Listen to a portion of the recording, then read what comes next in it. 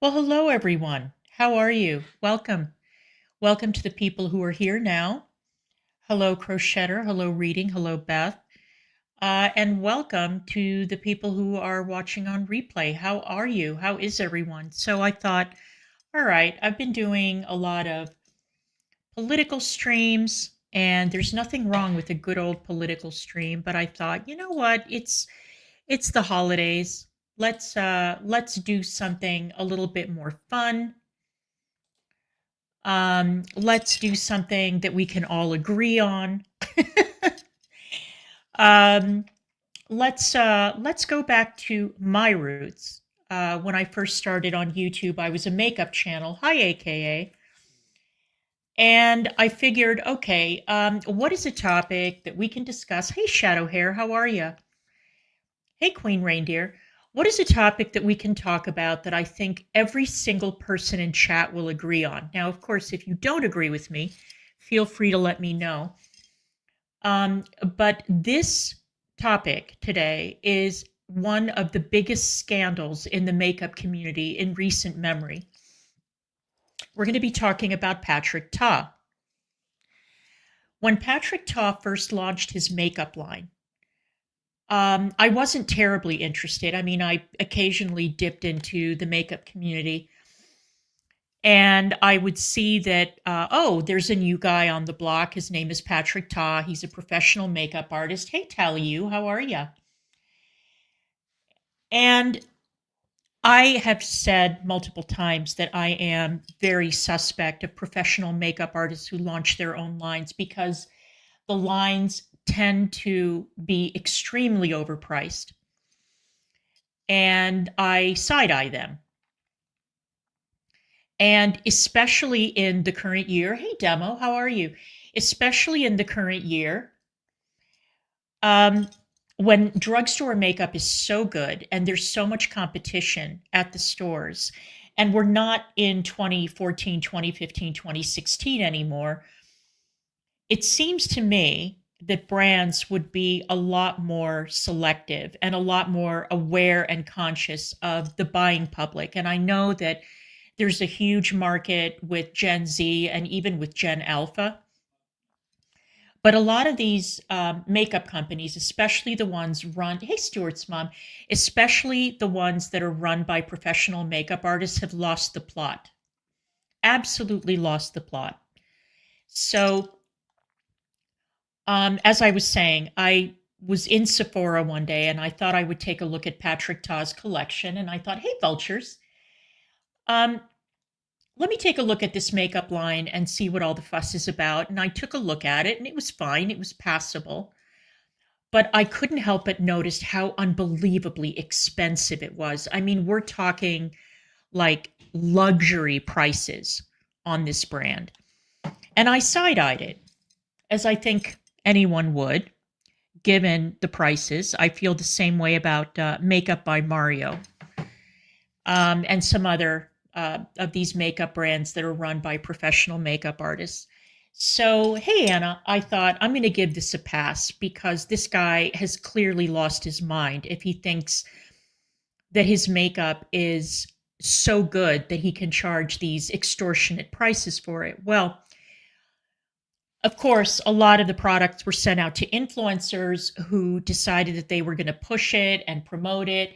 Hey, screenshot this. Um, and I mean, I think that one of the biggest rip-off makeup brands out there is Pat McGrath, who is having trouble moving her product even with a big sale going on. And I want to emphasize Pat McGrath's makeup is superb.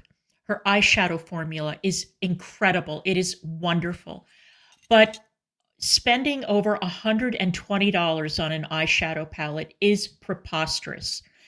And hi, baby, how are you? Hi, Stars. And when she first came out with the Mothership collections, the packaging was very bulky. It was very heavy. It was not travel friendly. And you can get eyeshadow palettes from Melt Cosmetics that cost a a lot less, and you can travel with them. So That is my biggest complaint when it comes to Pat McGrath. So I have been having trouble pairing my headphones with the computer today. I don't know why. It's being very, very stubborn. So what I'm going to have to do is I'm going to have to watch this video on my phone, and I am going to keep up with whatever is going on the screen. But if I seem like I'm out of sync, I may very well be. So I'm going to pull up the glorious Kiki Chanel, who did a fantastic, fantastic review of this Patrick Ta scandal. And we will discuss it because it is delicious and I love every second of it. And I cannot believe that this man thought that he could get away with it. So let me sync up my two feeds and let's go. Well, it's pretty clear from the responses that have come out of the Patrick Ta eyeshadow duo drama that people are no longer rooted in reality. Hey, I mean, I don't think a situation has ever illustrated more just how out of touch people have gotten when it comes to makeup, when it comes to what is reasonable for companies to be charging us, what we're willing to accept from these companies, and you know, the treatment and the quality that we deserve. We're not pushing for that anymore. I'm very disappointed, and I have a lot to say about this topic. There's a lot of nuance, there's a lot of drama. Okay, this is spanning over several weeks at this point. I feel like honestly right now, quite frankly, people need a reality check, and I'm certainly here to provide that. Do not worry, okay? Because it's shocking. We need to course correct here and talk about what's really going on. By the way, this is going to be a very long-winded video because I'm just going to explain everything. Okay, even if you've seen this before, I'm going to explain it again because it really paints the whole picture of how we got here. So let's get on into it. Okay, let's start here. What are the Patrick Ta eyeshadow duos? So Patrick Ta announced several weeks ago that he would be coming out with some eyeshadow duos that are super glittery and super sparkly. Here's that video.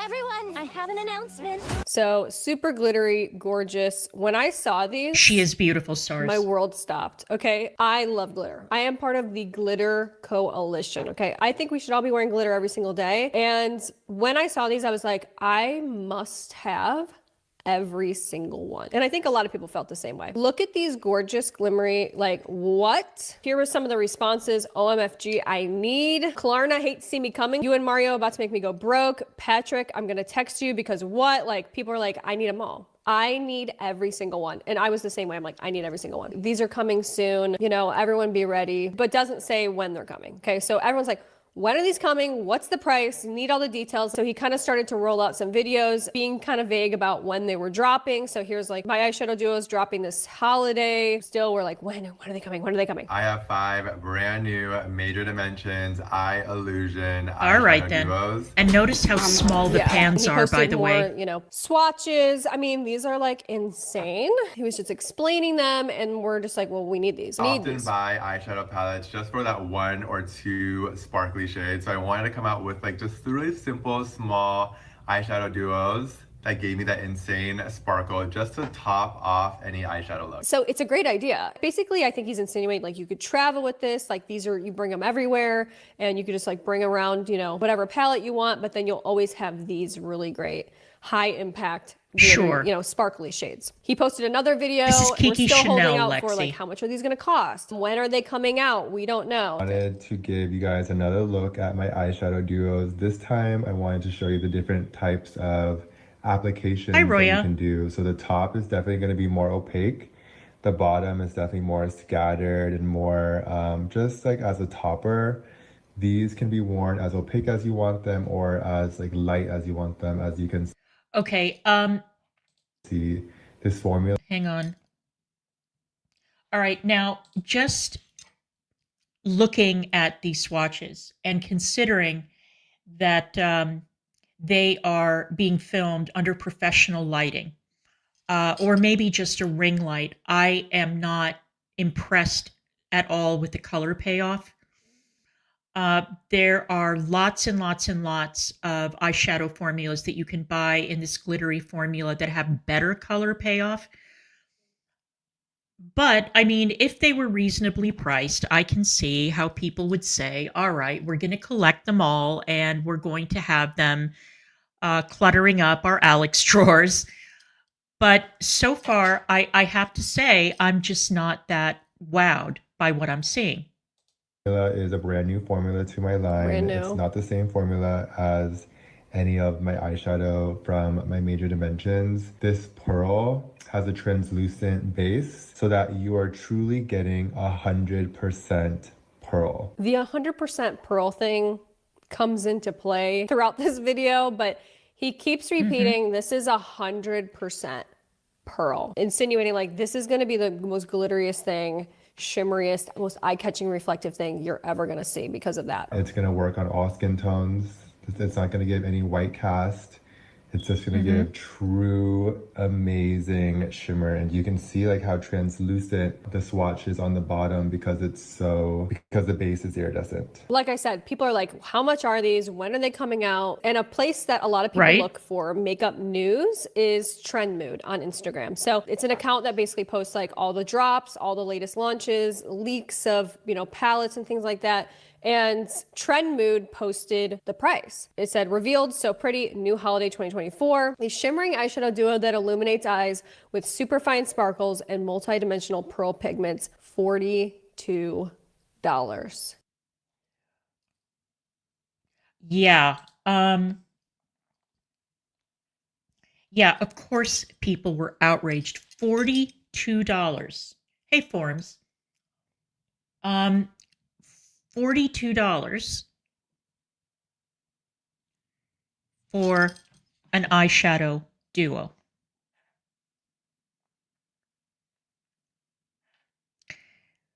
$42. I keep repeating this because it is outrageous. Let me just sync up where I am.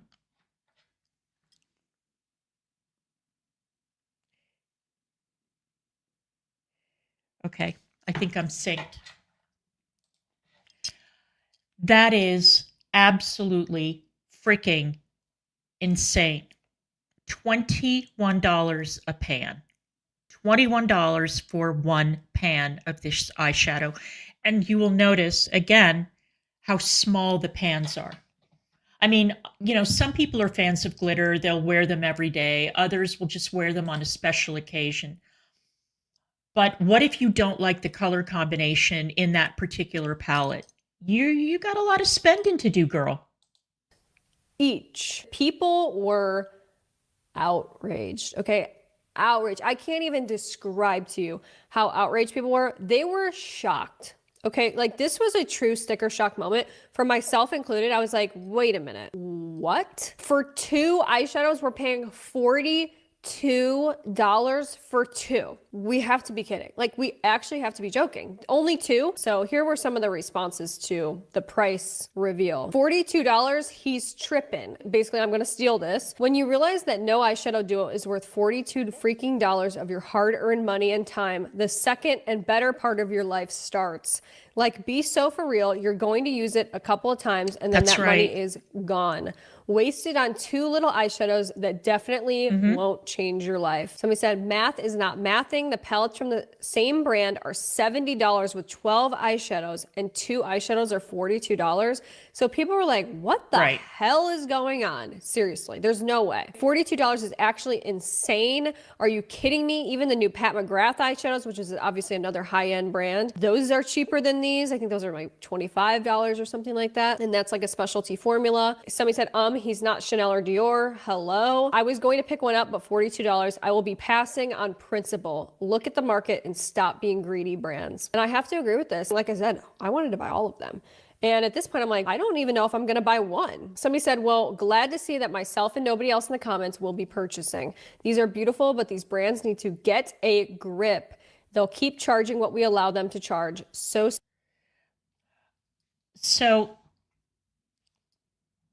wait a second. I'm having trouble here because let me just sync everything up. I'm sorry, this is so awkward, but all right. Imagine in the year 2024 coming out with something like this. When the economy is bad, I mean, what is it? You're going to expect all those Sephora 9-year-olds to come in and buy these duos? No. Exactly. Yeah, you're right. You're right. And when you buy a Jeffree Star palette, you can buy a palette with 25 pans in it for what, around 50 something, 60 something dollars. And they're excellent, excellent eyeshadows. Again, if you have some sort of a moral or ethical dilemma buying Jeffree Star, you can buy Melt, Huda Beauty, brilliant, brilliant products, brilliant. And they go on sale. But this, no, absolutely not. Absolutely no way in hell. Sorry, but it's a no. Somebody said waiting on the e.l.f. dupes. That's crazy for just 2 eyeshadows. And this is my favorite comment of all time because this is exactly how I felt. $42 is not tethered to reality. And then somebody else said, I hope it's a typo and actually $24. So a lot of people were like, there's just no way. Like, this is clearly, you messed up the pricing. You meant to type 24. That makes a lot more sense. That's what the market would dictate as being a more reasonable price for 2 freaking eyeshadows. So what's going on here? Okay. So a lot of people were like, thank you, LexiPro, for gifting a membership. They're like, thank there's you. Just no way. Like, this is not real. There's no way that they're 42. Here's a video. You're not going to pay $42 for the Patrick Ta eyeshadow duos. She goes, you're right. I'm not going to. Nah, I really thought it'd be $25 or $30. That's kind of what I was expecting, is somewhere within that range, just based on his other products as well and the prices of them. Cosmetic companies have been getting bold. So what I found to be sort of distasteful as well is after the price leaked of these eyeshadow duos, which a lot of people, like I said, were kind of in denial and refusing to believe, Patrick Ta Beauty finally announcing the date that they'd be launching. Hang on. All right, so somebody has just popped into chat. And I would like to address them. I don't want to mention them by name. I don't want to embarrass them, even though they should be. There's been a lot of talk in all circles about the money that I have and about our household and our family and the way we conduct business. I don't know if everybody is aware of this fact, but the money that was left to me is still part of an estate that has not been settled. The will is still in probate. I am not the sole heir in that will. There are many, many bequests. My aunt was a very generous person. She took care of relatives, family. Hey, pretty lady. And that will is still being litigated. The probate lawyer is very expensive, and that is not the only lawyer that I have to pay. That money is coming out of my pocket. The expenses related to the estate are now into the 6 figures for various reasons: legal, storage, moving, taxes, other expenses that have been accrued. And so for those of you who think that I am swimming in cash, no, I am not. My only 2 forms of income are this YouTube channel and a small dividend check that I receive once a month. Until the will is has formally gone through probate, I will not get a hold of any money that is due to me. And it will not be as much as everyone thinks it is, because again, my aunt left many bequests. So I hope that that answers your question. And stop, if you don't mind, speaking out about things you know nothing about. But thanks for the question. Hey, Rachel. All right, let's continue. But they interestingly refused to post the price and confirm the price. So people were in the comments and they were saying things like, please let us know the price. The price is crazy. you know, maybe $20 for this. Like, it's a $70 for a palette, but $42 for 2 eyeshadows. The math's not mathing. This should have all been in one palette. Like, what are you doing? People were like, what's the price? Anyone paying $42 for 2 eyeshadows is out of their minds. Also, on top of that, Patrick Ta's company was like not addressing the comments. They were trying to do that thing where they kind of brigade their own post. So they were replying to a bunch of people that were saying positive things. So like the people that were mad about the price were going down in the comment section so you couldn't see it. So it's like, we know what you're doing, okay? Address the price. You boldly set the price as $42, address it, right? It's just come out and say what it is, because that's the price we're gonna find out eventually. People are like, where is everyone finding the price? People are complaining. I cannot find the price anywhere on their official sites. Don't understand where people got. And you know, hang on. The thing that I find so funny about this Patrick Ta hoo-ha is all of his makeup is expensive. It's all overpriced. And people were making this big deal about the price of, or the quality of the blushes and how great they are. All of it is overpriced. The eyeshadows are ridiculously overpriced. He charged over $70 for a palette that seems to have had a manufacturing problem at some point, because there was bacteria in the palette. There was mold in the eyeshadow. There were issues with the pans lifting because they were contaminated. And it was, I think, $72 for an eyeshadow palette, which is madness. It is absolute madness, craziness. Even if you are a VIB Rouge and you get 20% off during the Sephora sale, that is a crazy amount of money to pay for any eyeshadow palette, let alone one that has so many problems with contamination. The blushes are expensive. The brushes, he has, I think, one brush, which is outrageously overpriced. So I don't know why people were so surprised that he would release an extortionately priced set of eyeshadow duos. But let's continue. Got the $42 from. Like I said, they were posting so often and they're just refusing to acknowledge or confirm the $42, which I found to be just personally distasteful. It's hard to understand through like some comments or whatever, but this was like literally, it blew up the internet for a day. Okay. Maybe I'm exaggerating, but people were so upset about this that they were actually like, because of the horrible backlash from this, which it was insane, it was overwhelming. Surely Patrick Ta is going to go back to the drawing board and reevaluate the price. And like, maybe they can shave off a couple dollars. Maybe they'll listen to their customer base, whatever. So they're like, so is the price going to change? Because I don't think Terror babies. That's who would buy 4 tubes of lipstick. Somebody said you need to listen to the price and change. People are begging for an accurate price point. That should not be happening, okay?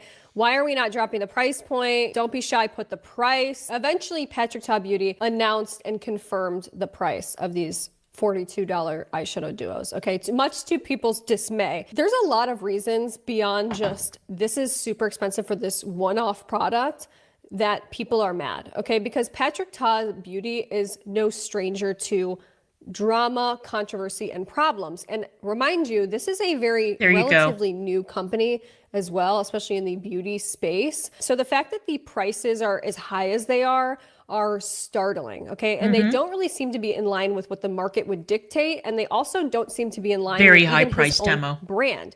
Now, over the past few months, he's been trying to slowly and creepily up the price on people. For example, he just came out with a $58 foundation. This is even more expensive if you live in places like Canada. $58 for a single foundation that's a luminous natural glow. It's not even a full coverage foundation. So what the hell are we doing? That's true, nothing. Exactly. Okay, this is actually more expensive than Dior foundations, which is a luxury fashion house brand. Like, this is a household name. And it's more expensive than even Dior. So people were outraged when this came out as well, maybe a month ago. A lot of stuff goes down over on Trend Mood in the comments, okay? It's always been that way. Revealed, here are the swatches of the new Patrick Ta foundation, and revealing that it was $58. Here were some of the replies. $58 is highway robbery. Am I the only one that thinks $58 for a foundation is insane? $60 for a foundation. I mean, what the f are we doing? Seriously, $58 is so pricey, so unfortunate. Yeah, and people were complaining about like the undertones. Well, I'll tell you what. I sampled a Chanel foundation that was selling for $100 that was supposed to be like a facelift in a flacon, as my friend Crochetter would say. It was not a facelift in a flacon. It was foundation. It was like a moussey foundation that was very similar in texture to Chantecaille, which is another extremely, extremely expensive makeup brand.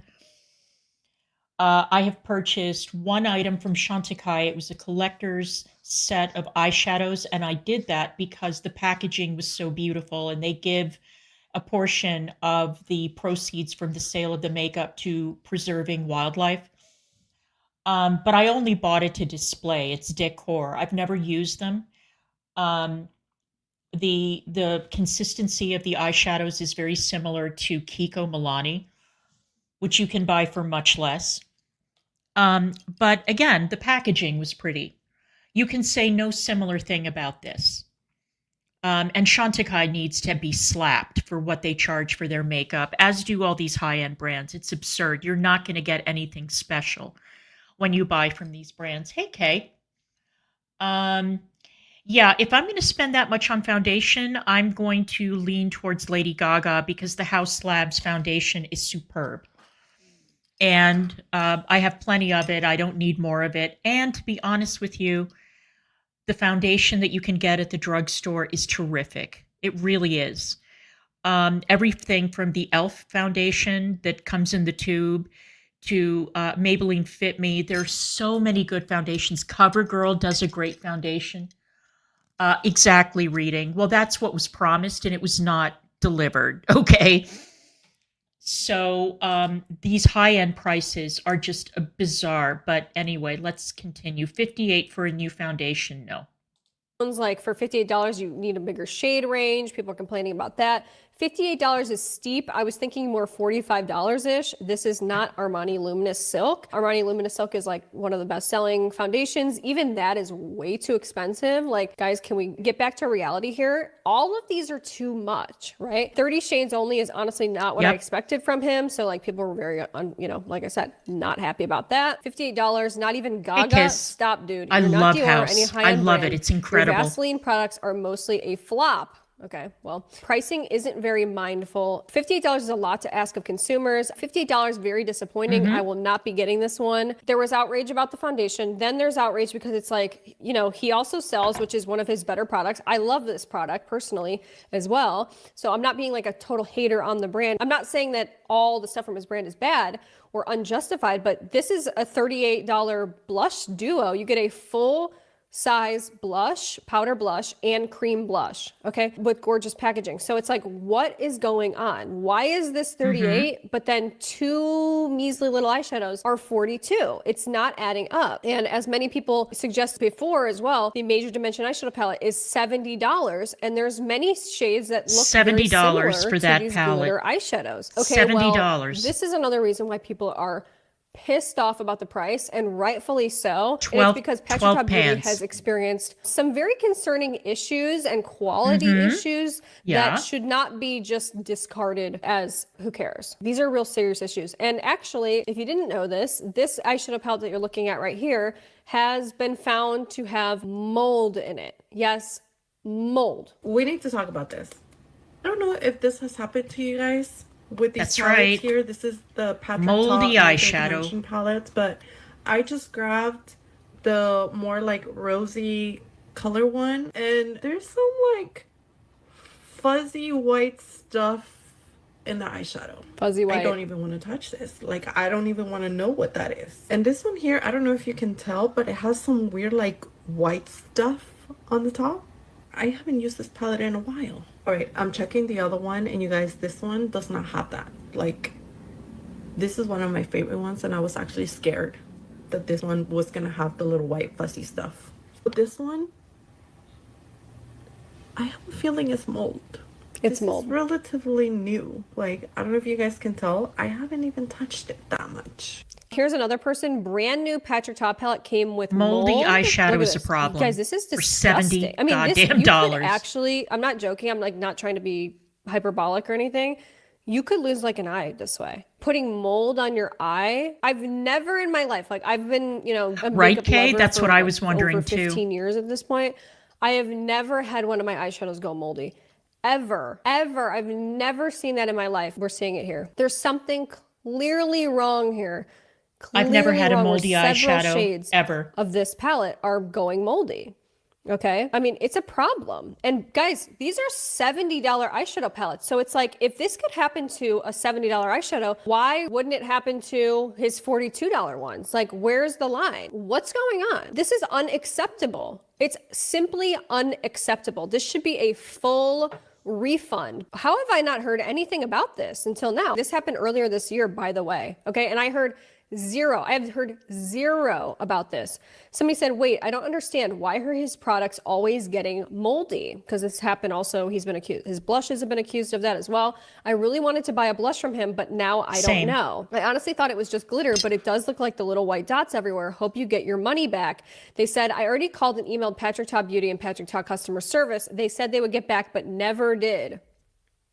This is seriously sick. Patrick Ta has been known to get moldy. Some people's palettes are so bad, the shadows rise out of the pans. There's so much bacteria in them that they're rising out of the pan. It's coming alive. Literally, it's growing legs. Can you and imagine? It's crawling away, allegedly. Girl, that's how the Patrick Ta brow wax I bought from Sephora had mold. And when I tried to exchange, the entire batch had mold. Oh my God, so do all his products. They have the same problem. I didn't even know about the brow wax. Okay, this is news to me as well. I thought it was just the eyeshadows and the blushes. Here's the one with the blush. But somebody said, is that not just chunky glitter? No, it's full on mold. Full on disgusting mold. I'm not joking. You could lose an eye this way. It is sick. This is sickening. And I'm sorry. I want to know how this man is still in business. I mean, if you are going to release an eyeshadow palette and you're going to have problems, that's one thing. You can say, well, it was a problem with the manufacturing plant. You can come up with some excuse. And if people are fans of your work, they will excuse it. But I'm sorry, to have this problem across the board with other products is a real problem, especially if you are charging these luxury prices. No. But like, we all remember where we were when the Jaclyn Hill lipsticks had mold on them and she was, you know, criticized, rightfully so. Where's the outrage about this? I mean, it's crazy. Where is the outrage? I haven't heard anything about this. Zero. And these are more expensive. And with the Jaclyn Hill, she issued everybody a refund. Every single person. Where's the refunds? Why is this still being sold on Sephora? Okay, so I just want to show you something. I can't even believe what I'm about to show you because I swear on my life that this is the reality because I have this eyeshadow palette, okay? And it's right here. And like I said, I've never seen in my life, I have old palettes that are 15 years old. They don't have mold on them. I have no idea what's going on with this. I opened it up thinking, okay, surely this is, you know, maybe it was like a batch or something, bad batch issue. It has mold on it. This shade right here, there's mold. There is actual mold. This is not how the palette came, by the way. Okay, there is actual mold on that eyeshadow. You could see the green specks. Okay, obviously, like I haven't even used this palette that much. I'll never use it again. Obviously, I also think I could kind of see some that are in this shade as well. This is full on mold. You can't even make this up. How is nobody talking about this? Like, what if I went back and I tried to use this? Because it's very easy to mistake it you're for welcome, being Freebird. a glittery eyeshadow. It's a great story. Oh, maybe there's some green pigment in there. To my knowledge, I have not seen Patrick Ta address this. And a lot of people in the comments were saying, Patrick Ta never addressed it, didn't get addressed by Patrick Ta, you know, customer service. I haven't seen anything. Maybe I could be mistaken and he did address it somewhere, but I haven't seen it and it's not loud and clear enough for me. I mean, this should be a full recall situation, in my opinion. That is sick. It's insane to me that I even own, I was like, there's no way that my eyeshadow palette would have that. Like, clearly, you know, this was like a couple different palettes that had it. And then I open it up and I see that. I mean, it makes me sick. Where's the outrage? And, you know, when people are like, quality, his stuff is... You know, I keep on returning to this point. How is this man still in business? And how is this man still in business and charging these extortionate prices for his products? It is incredible. It's incredible. And then to top it off, you have lousy customer service, bad response from the brand. No, absolutely not. Absolutely not. When there are so many other brands to choose from, and this guy is being let off the hook, why? What is going on here? I mean, look, we know that the world of makeup, of beauty tube, is incredibly corrupt, and that the likelihood that you will get a real honest review from any of these influencers is slim to none if they are really that obsessed with staying on a PR list. And I'm not just talking about the Michaelas of the world. A lot of them are either too afraid to get kicked off of the PR list or they're trying to get on it. So they are less willing to be honest in their reviews of a product. And that's one of the reasons I got out of the makeup community, because I thought, why would I take the word of people who are either being paid to promote something, thereby making them dishonest, or are so worried about their standing in the community that they don't want to risk whatever goodies they're getting from these companies? I mean, I remember clearly when Candy Johnson reviewed, it was a benefit eyeliner that it was like a pen, and you would click it at the bottom and the product would come out at the top, and you would stamp it on to create a wing liner. And she would say, oh, this is so easy. Even my mom, who doesn't know how to do wing liner, found it so simple. It's so much easier than liquid liner, and it's foolproof and all that. So like an idiot, I marched down to Sephora and I buy the thing. And I tried it. The product was dry. When she did it, it was a smooth, beautiful line. It was patchy. It was breaking up. And keep in mind, I'm older, so my eyelids are crepey. And that was one of the things she pointed out. Oh, even if you're older, even if your eyelids aren't completely smooth, you'll be able to do it. Absolutely not. The product was garbage. Absolute garbage. And then they came out with a roller liner that was just as bad. And all these makeup women were like, oh my God, this product, it's life altering. No, it was trash. It was absolute trash. But they all promoted it. And that's when I started to smell a rat. I was over it. Quality. You don't understand his quality. It's luxury. That's literally, by definition, poor quality. By definition. Oh my God. This makes me want to throw up. But there's mold growing out of it. Somebody else with mold. Hi. So obviously no hate to the original poster, pretty much but tell I'm a you. beauty product developer, so I think that I could just provide some additional perspective from an objective point of view. I am not affiliated with Patrick Ta. I have never met him. I have never been sent PR or been sponsored by them, so I have actually no reason to defend them, but I just want to provide some perspective being from the beauty industry in the US. So there's several things I want to address in our video first. And again, no hate to the original poster before I get to the alleged Patrick Ta molding palettes. And by the way, like I said, I just can't get over, I've never seen an eyeshadow mold.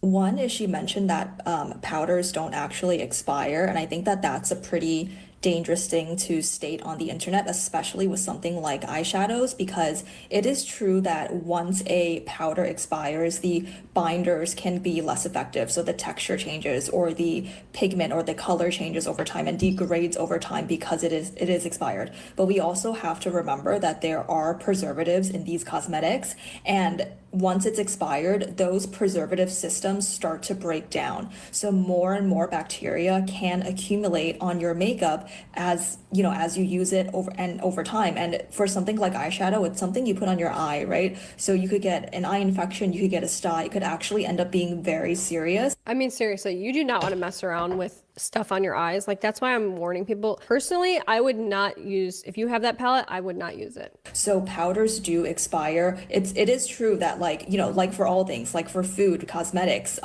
brands do state this because it is a liability risk, but it's also a safety thing. So moving on to the allegedly moldy Patrick Ta palette. So I've actually seen this on social, and it seems like it's an issue with the major dimension eyeshadow palettes, and it's a $70 palette, and it's expensive. So I could understand why people are upset. I don't have one. I haven't really seen one in real life.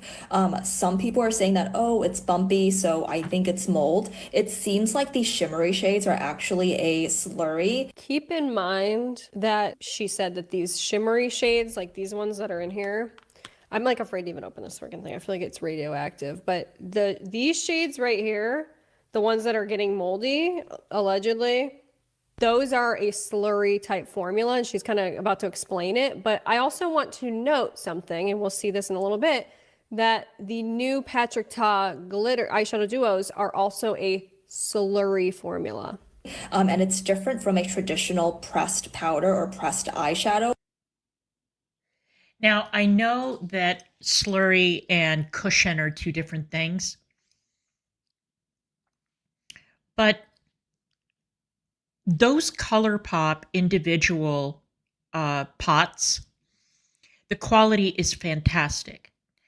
The downside of the ColourPop individual pots is that they become an addiction, and you develop FOMO, and every time they release new shades, you feel like, oh my God, I've got to get these. And they're very difficult to store because they have to be kept in the pots with the lids screwed on tight so that they don't dry out.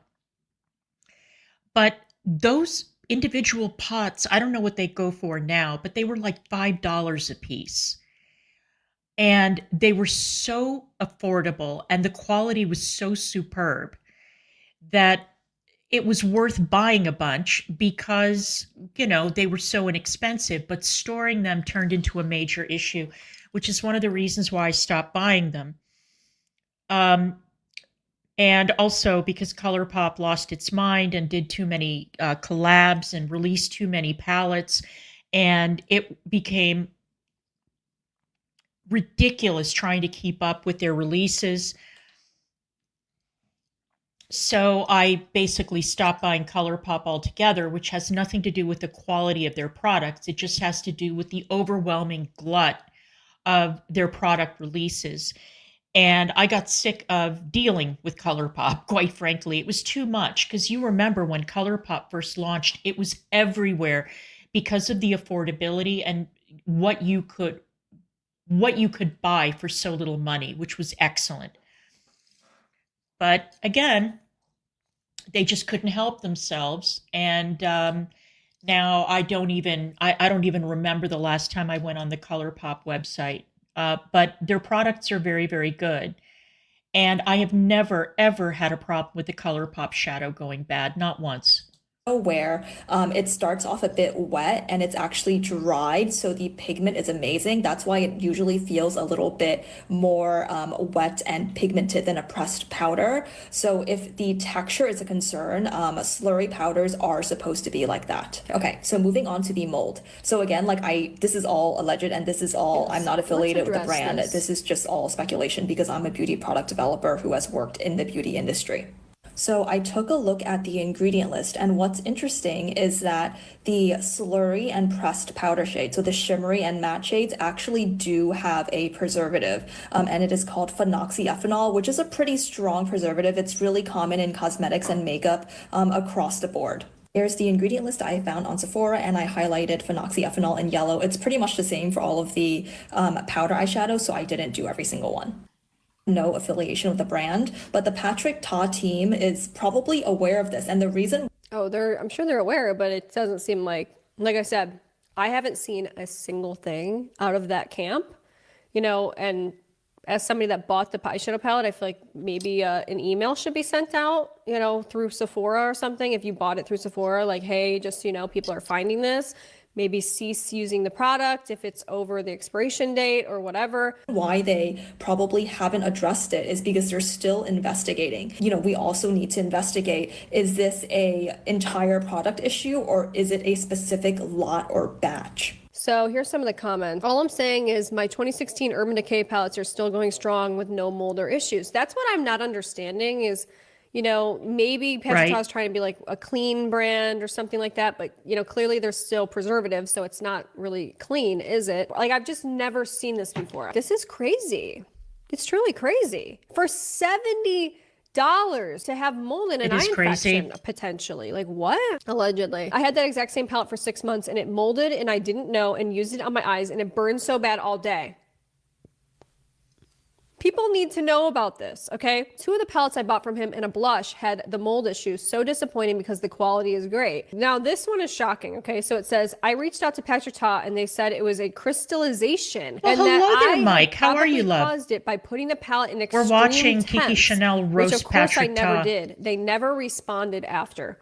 This is unacceptable. Disgusting. Eyeshadow definitely expires, almost ruined my skin because of it. I just wish they'd address it and at least say they'll look into it. I have one with mold in it and I don't think it was even a year old when it started popping up. Frustrating. Yeah. So here's and while you're listening to this, just keep in mind how expensive these products are. So, you know, I'm really making a case here for why it's justified to be mad and upset about the price. And this is one of, if not the biggest reasons beyond mold and, you know, quality issues in the past. You know, we don't know about the quality issues yet because people at this point hadn't gotten it other than influencers. And ironically, this is one of the first things that we saw come out was this review right here by the Lipstick Lesbians, which I really like this account because she does really great reviews and is very knowledgeable about products. So this was very shocking to see. What's in my makeup bag? These came in before I left, so I had to bring these. These are the new Patrick Ta. They're just take that in for a second. They're Italian wonders. Ooh. It's okay. That's how I know they're slurry. So the eyeshadow literally is falling out of the pan. First time that she's opening it and showing it. What? These are supposed to be, you know, palettes that are small enough, tiny enough that you can travel with them. Who would feel comfortable traveling with them? They're $42 and they're falling out of the pan. Like, can we get serious for a second? Those Patrick Ta eyeshadow duos are way too expensive for them to be falling out of the packaging. They replied and said, with the nature of slurries, they are very delicate and sometimes it happens, but it's also what makes the formula magic. This, for some reason, was the only one it happened to. Well, let me do a spoiler alert. This is not the only person that had a problem with it falling out, okay? So sad about the price point of those Patrick eyeshadows. You buy 2 and the price exceeds a Natasha Denona palette. Yep. It's just the market's not dictating these prices. It's just not. So here we go. Opened Patrick Ta Slurry the other day. Yeah, I love those. I love her too, Anna. She's wonderful. Patrick Ta's been having a rough year. Patrick Ta's been having a rough year, man. I think that they might be referring to the rough year, including the moldy eyeshadow palettes, allegedly. So, yeah. So here she is. Do you know who I am is the shade that I had, like, man down. No. I just don't know. Like, and this is no hate, because I really, like I said, I love this account. I follow this account and I trust the makeup reviews for the most part. I don't know how in good conscience you could be like, yes, like wholeheartedly be like, yes, I recommend these eyeshadows, knowing that the quality was an issue in the past to the point where people were having moldy eyeshadows. I don't know how in good faith you could recommend these products. I don't. Notice here, it cleanly comes out. This is a slurry formula. Only one fell. It's totally common. It is a more delicate manufacturing procedure. It shouldn't be common. It just shouldn't, like, this is where I say, we're out of touch. We've lost the plot. I'm sorry, but in what world do you pay $42 for an eyeshadow duo and one of the pans just pops out? I don't get it. No. Now, if somebody in chat is more familiar with the manufacturing process, and if you could explain how the glue holding the pan in the palette affects this, or what the slurry formula of the eyeshadow has to do with the glue holding it in the palette, I don't know. I don't get it. And I have seen other examples I think even with Patrick Ta, I think it was with the blushes where somebody opened the pan and the thing just came popping out, or it was broken already or something. I don't remember, but I have seen makeup reviews where the pan just pops out. And it's unacceptable. I don't care what the excuse is. I don't care what the formula is. No. Because at what point do we say, you know what, actually, I don't really care how this was made. I care how good it is. I care that I'm getting my money's worth. I care that it's not falling out. I don't care. I care that it's working. I care about the quality. This is just me personally. And I don't want to pay that much and have to worry about it falling out. I don't. I want to have peace of mind that this is going to be a product that I can rely on. And I can't say that I can do that when I see it falling out for people. What the hell is going on? And the pearls make the product more delicate. Do not use a traditional pan with this style of a manufacturing procedure because we need air vents. This is what you would call a plastic pan. Some people call it a good day. That netting is there for a very specific reason. They need air vents to help the slurry dry. This cake sits right in the netting and it evaporates traditionally to dry. How do I know 100% this is a slurry? You're looking for a solvent. In this case, water, isododecane are two key examples. If you see those in the ingredient listing, say slurry. So you think that's just probably a one-off kind of thing? I do not see this as being a consistent issue. It happens. At least the integrity of the cake is maintained. It is what it is. It's a great educational moment, and I'm happy I can show you the netting so you can understand it needs to be able to evaporate. This is a similar manufacturing process, from what I understand, if they're both slurry formulas, you know, to the ones that are molding over. If they're the same sort of process, should we not have concerns about, you know, a product that's manufactured in the same way from the same company and, you know, apparently needs to be put in a special pan and netting in order to evaporate and not, you know, collect bacteria and so it can be dry? These are all reasonable things to be asking and questioning and be concerned about. And I feel like a lot of the sentiment that I'm getting from, you know, influencers that are reviewing this, which I'll certainly show you, and people reviewing these or like buying these products is that, why are people upset about the price? Patrick has luxury, honey. Like, if you don't have the money, then just off. Like, it's like, no, these are questions that we should be asking. There's something wrong with you if you're not asking these questions and you're not concerned about this and you're not pissed off about this. Should we give you? Yeah, you know, again, any industry that engages in gaslighting when it comes to any product, really, I mean, chances are you're going to be making less of a fuss over something that costs $10 than something that costs $70. But by the same token, if you market yourself as a luxury brand and you charge luxury prices, I don't think it's unreasonable for the customer to expect a luxury experience in a luxury product. And again, I'm just baffled as to how it is possible that this man is continuing to turn out products that the products themselves may be good, they may be bad, whatever. I don't know. I've never used any of his makeup products. But with the bad publicity he's gotten over the mold and the issues and the pans popping out or pans breaking or something arriving damaged, and then there's lousy customer service and there's no response, and there's you know, this attitude of, well, you know, if you can't afford it, don't buy it. I mean, that's reasonable, but it's a bit rude, I think, if you're trying to run a business.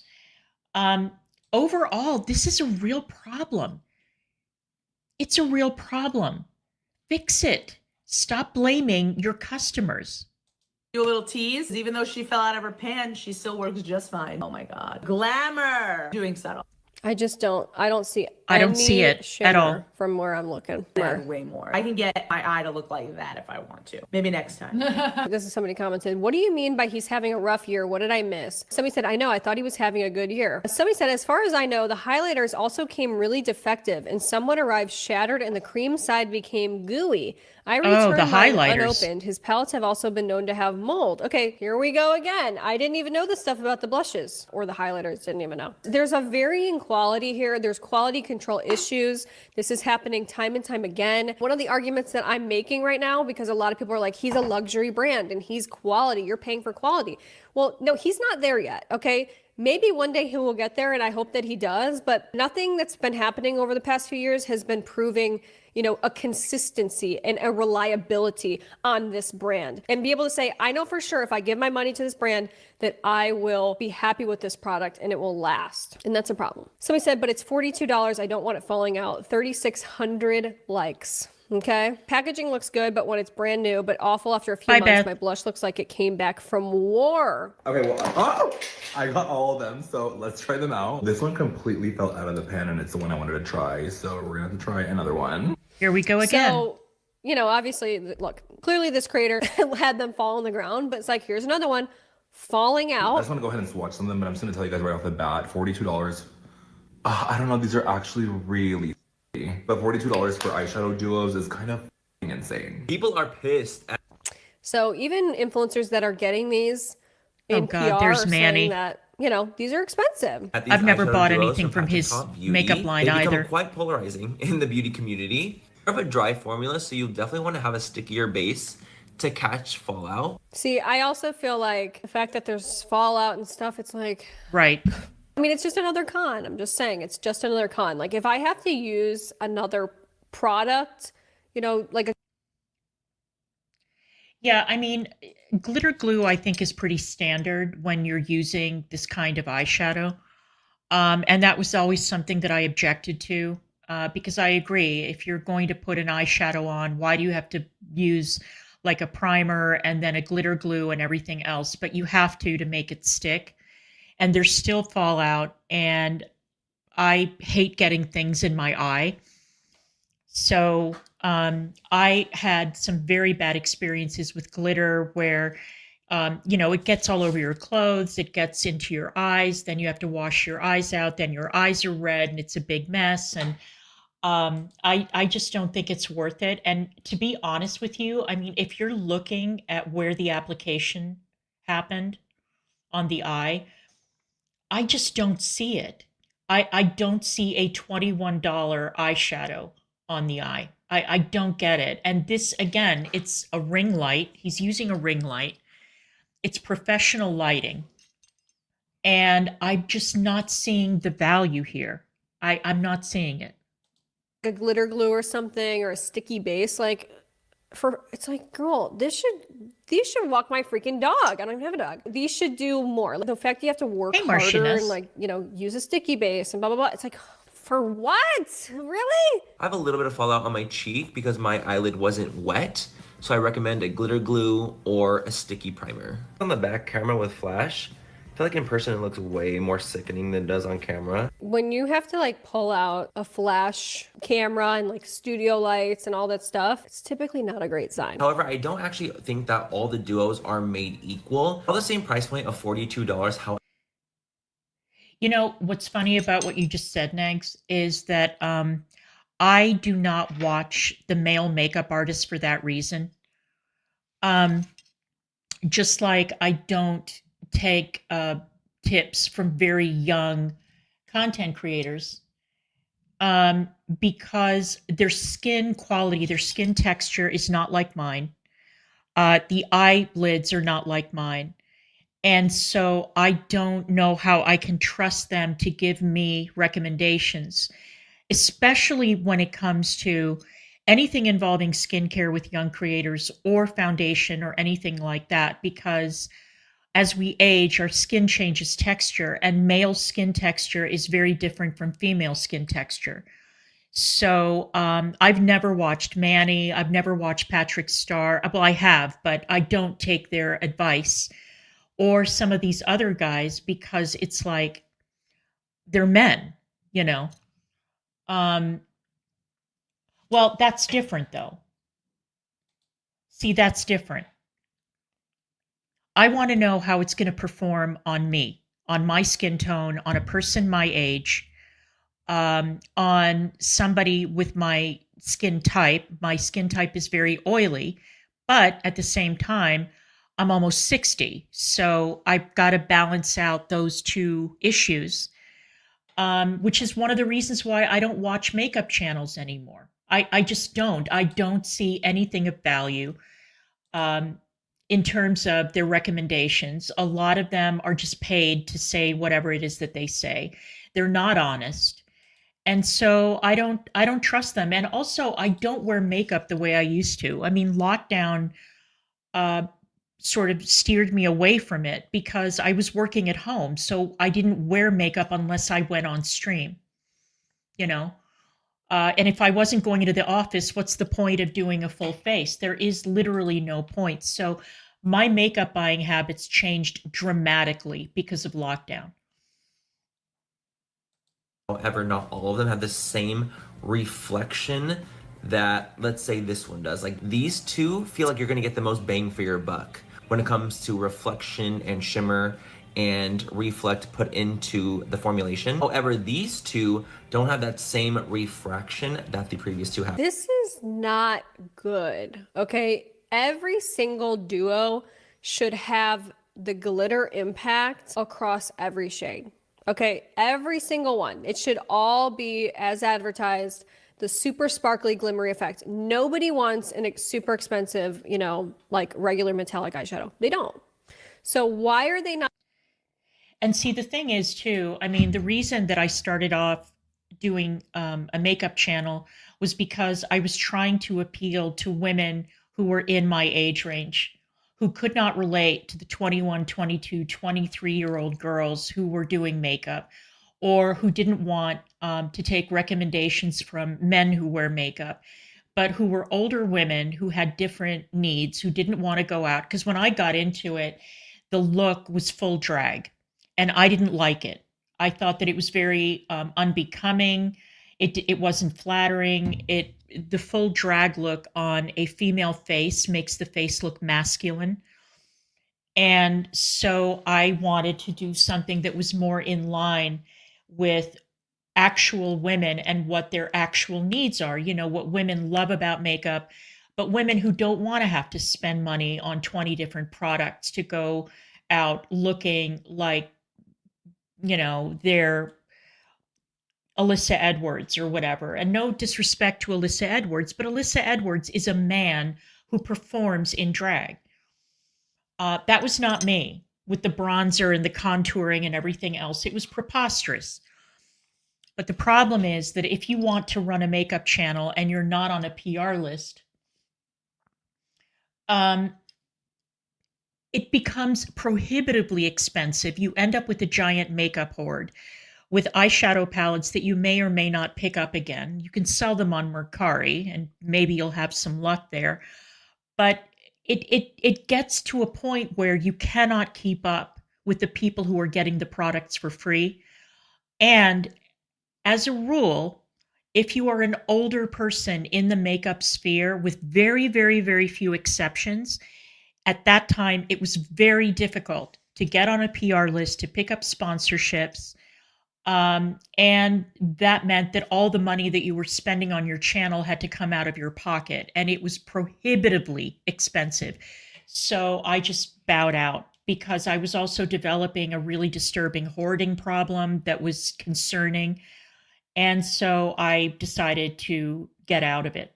Not the same across all the little duos. What I mean, so this shade, Still at the Club, bronzy tone, is more of a shimmer, right? It's like more of a shimmer, has a gorgeous sheen to it, but it doesn't have that same pop. You see what I'm saying? So there's a lot of pearl and reflection in this one, whereas this one has more. The other one is horrible. The other one sucks. Look at that. Who would want There that? is postmenopause skin, mademoiselle. When it comes to the Absolutely. $42 price point, do I personally think that it is overpriced? I do. This is another example I wanted to show you. I was watching this review the other day. I just want to show you the swatches. This is a problem, guys. I mean, the fact that the formula is not like this exact same across all the duos, like why do some of them not have as much glitter in them?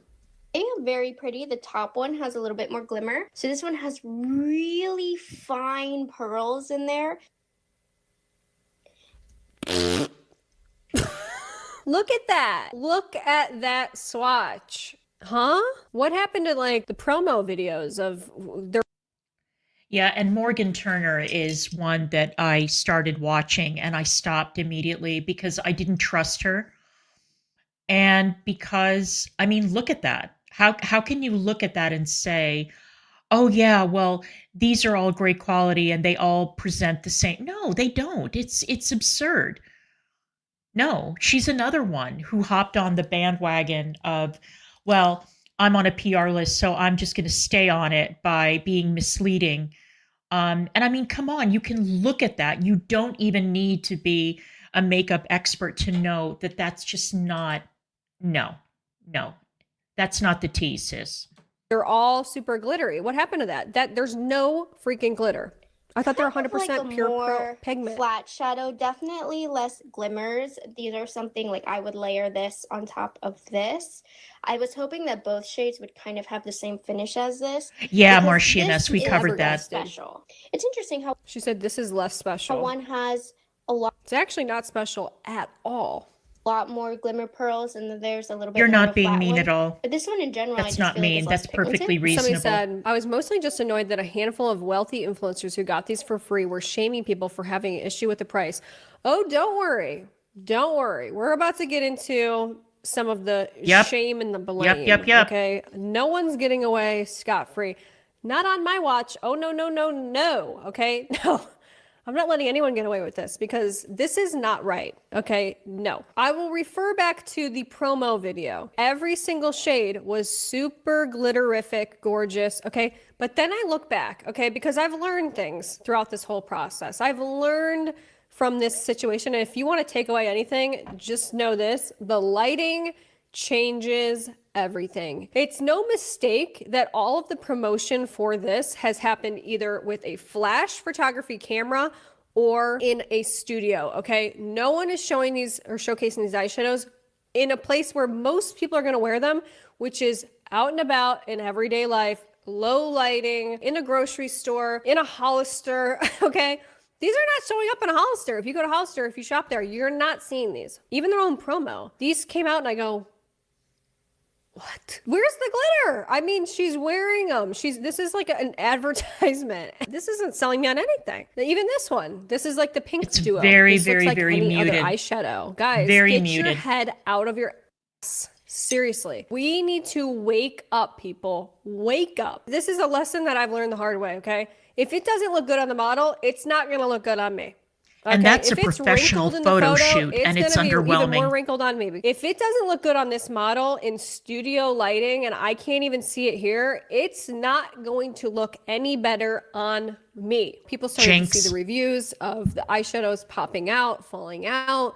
People were seeing reviews where they weren't looking shimmery as they did in the original videos. People were mad and upset because quality across all of the duos didn't seem to be the same, didn't seem to have the same kind of formula. They were just a simple everyday shimmer shade. So Patrick Ta then came out with this video explaining the pricing. Let's have a little conversation about my eyeshadow duos. There has been a lot of conversation around my eyeshadow duos and the pricing, so I wanted to get on here and just talk about the formula. The eyeshadows in these duos are not your normal eyeshadows. These are not a pressed formula. These are not a cream. These are what you call a slurry. What is so special about this formula to me is that weren't Jaclyn Hill's lipsticks made in Italy? And this is not meant to belittle Italy as a country or even Italy's manufacturing process, but I wonder about the business, the companies that they're using, the labs that they're using, and the manufacturing plants that they're using to pump out these products. Because it's an interesting coincidence. I mean, we've all heard horror stories about private labeled makeup that is made in China. And again, it's not across the board. It's not like every single makeup product that's made in China is contaminated or shady or whatever. But I would say that if you are going to buy makeup from AliExpress, you need to be very careful. You need to be very careful because you don't know. You don't know where it's being manufactured. You don't know the sanitary standards of the lab. You don't know anything. So you do have to be a little bit more conscious of that. And sometimes it's worth it to pay a little bit more and get something that has been inspected or at least has gone through some sort of a process, right? And didn't they have the same problem with Becca? Remember that big scandal with Becca when Jaclyn Hill was still their spokesperson, and they came out with two different versions of the same product? And the version that was made in China was much poorer quality than the other one, and they tried to pass it off as being exactly the same product. Those were good times. Wow, all these memories come flooding back. This formula has no filler in it. This is a baked formula and you are getting 100% pearl. I'm just going to do a spoiler alert. This 100% pearl that you're going to hear over and over and over gets debunked. Physician's formula is fantastic, Lizzie. 100% pearl would insinuate is that this is like 100% glitter, expensive product, whatever. There's a ton of ingredients in these. It's got, fillers and stuff like that, allegedly. I'll have somebody else explain that in a little bit. When you swatch this, I have yet to be able to find a pearl that looks like this, applies like this, and will stay like this when you put it onto your eyes. I felt like he was out of touch because of the price, but this was a moment where I felt like he's very, very out of touch, okay? Because these products are not special. When you swatch them, you look at them. I have these, by the way. I'll get into that later. There are several other products, especially from indie brands, that perform just the same, if not better than these. And this is not like some revolutionary brand new thing. It's just not. And the fact that he's saying, I don't know of anything else that works like this, you need to be doing market research. You need to be ordering from other companies, trying out their products. And the fact that other brands can and have done this same kind of formula and have done it better, in fact, for cheaper is a problem. It comes across as out of touch to me. These eyeshadows however you want, but I just wanted to show you guys how I intended to use them. I like using them as a topper, but I'm going to show you onto my palm and then show you with the light. Okay, so now you have to have special instructions. I put them onto my palm. That's shitty. I'm sorry. See, this is the light again. Like, we shouldn't have to pull out a light. Like, how often are you going to have an iPhone light on your eyes? It's all marketing. You're being marketed ridiculous. to. Okay, this is how they're selling it. Is they're showing it with the light on you. How does this look when I'm every day walking around, going to school, living your everyday life? You're not sitting there under studio lights. The intensity. Well, this is exactly one of the things that I disliked about Nikki Tutorials and Jaclyn and the other ones who were really pushing that extremely heavy, cakey drag makeup look. Try stepping outside into natural light with that level of, with that much makeup on your face and see how shocking you look when you're just out and about doing normal stuff. It's bad. That was one of the things that I really liked about Taylor Wynn, who used to go by that Taylor, her foundation reviews, because she would do an application indoors and then she would go outside and then she would do a wear test. And I thought that was very helpful. And I was glad to see that she, over time, as her skin cleared up after she went on Accutane and she stopped caking everything on the way she did when she had really bad cystic acne. And you could see that her hand became lighter and her makeup looks were much more becoming and a lot more relatable and easy to duplicate. So that was something I appreciated. Of this pearl. This is 100% pearl. I just love applying these onto like a matte eyeshadow and having that scattered diamond effect on the eye. It just is the most beautiful thing. I wanted to pull out some other products that are an actual piece of computer paper printed out with price comparisons that are on the market right now, just to show you guys the pricing. Go. So this is a fan favorite right now. This is $24 for 1.7 grams of product. And I don't want to say if this product has a filler or not, or a base. But with mine, you are getting 4 grams of 100% pearl. The pearl line. Just keep it in mind. In my opinion, this gets debunked. I kind of wanted to talk about this as well because he's going to go through and, price compare and stuff like that. Let's break this down, okay? Multiple things can be true at one time, okay? Patrick Ta eyeshadow duos can be overpriced, and the Urban Decay can also be overpriced, which it is. Are we forgetting the fact that the Urban Decay is also overpriced? All of these things that he's about to compare it to are overpriced. How do I know that? Because there's dupes. There's products that work That's just right. the same way. There are great and dupes out function there. the same way that have been created for less. This to me is not like really the strongest argument because they're all overpriced. This one right here is $30 for a single eyeshadow. Which is ludicrous. You're getting 1.4 grams. This MAC eyeshadow right here, this is $25. Okay, I just want to say that anybody who is willing to spend $25 on a single MAC eyeshadow needs to have their head examined. I have been absolutely shocked to see how much MAC has raised their prices. It is incredible. It's a brand that has declined sharply in popularity. And sure, they often have sales, but even the sales price tends to be a bit high for what it is. And the only reason that I've kept up with MAC at all is because I've been doing a lot of traveling, and there's always a MAC booth in the airport. And so if I have some time to kill, I'll wander over and take a look at what they have. The price of all MAC products has gone up so much that it is absolutely awful. The quality of the eyeshadows in the palettes, I think, based on what I've tried, is shitty. It's awful. And the single pots, I mean, okay, if you want to, depot them and put them in a Z palette or whatever, that's, your choice. But I don't see why you would, given the fact that they are too expensive for what they are. And it's crazy. MAC has lost the plot. I don't know what they're going to do. I don't know. I mean, when you've got a makeup brand that is no longer the hot thing and you raise the prices that much, I mean, it's not going to work out. This is a matte eyeshadow. Pearl definitely costs a lot more. This one right here, this is $26. And this one right here, this one is $30. I have to mention, and hopefully that this makes sense to you because it makes sense to me, $24 is a lot easier to digest than $42, damn near $50. In Canada, this is a $60 product. That's probably why people are willing to pay for the Urban Decay. Okay, and I don't know a damn soul who's buying a MAC eyeshadow.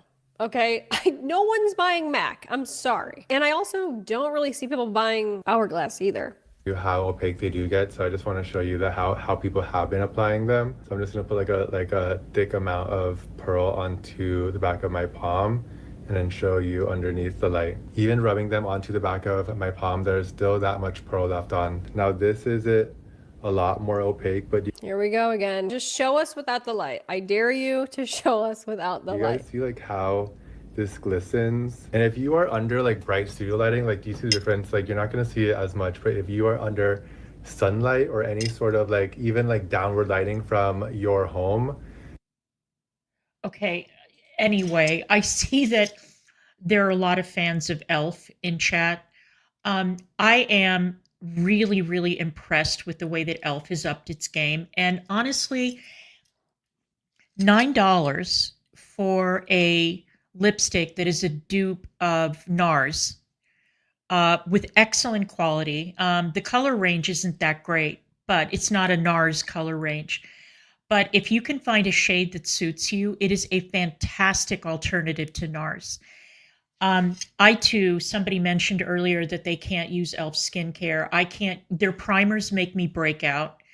I wouldn't touch their skincare, but when it comes to their makeup, it is really good. I mean, the way that e.l.f. has expanded and e.l.f. has really perfected the duping game is amazing. And that is why e.l.f. deserves all the kudos. And that's a lot of what I wear now, with the exception of my House Labs. I'll alternate it with my little e.l.f.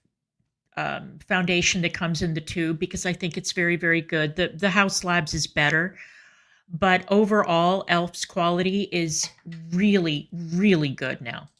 This is how they look. Like, camera does not show how amazing these are in person. For $42, I should see this from outer space. I should see this a mile away. I should see you coming. I should know exactly that right there is Patrick Ta. I wanted you guys to have a mirror when you were applying these. None of these single eyeshadows comes with a mirror. All of these things drive up the cost. I'm being very nitpicky. And like I said, I don't know Patrick Ta. This is not an indictment of Patrick Ta as a person at all. Okay. I'm just like letting you know that right now. But I have these. Okay. I have these. He's making a big argument to there's a mirror in here. I just got to be honest. This mirror is like literally up. Like, I'm just being totally honest. I looked in here and I actually thought I was looking into a funhouse mirror. It like made my nose huge. Like where I looked in there, I'm like, I have a clown nose. This mirror is all sorts of up like crazy. I feel like my eyes start to cross. It makes me want to pass out. You know, it's like, is this really a selling point for me? No. I have been wanting to launch this formula for the last 3 years, but my team and I have had so many discussions on if this was the right formula to launch. But as an artist, I want the quality of my products to be the best that you can get out there. And this is truly that. We're having discussions about quality. Eyeshadow will stand the test of time. Innovation takes around 2 years to bring something to market. Whatever is launching 4 or 5 years from now, I know that I will still be obsessed with the way that this formula applies. But at the end of the day, the formula will speak for itself. I want you guys to go into Sephora, swatch this on the back of your palm, and see if it compares to many other formulas. Does not.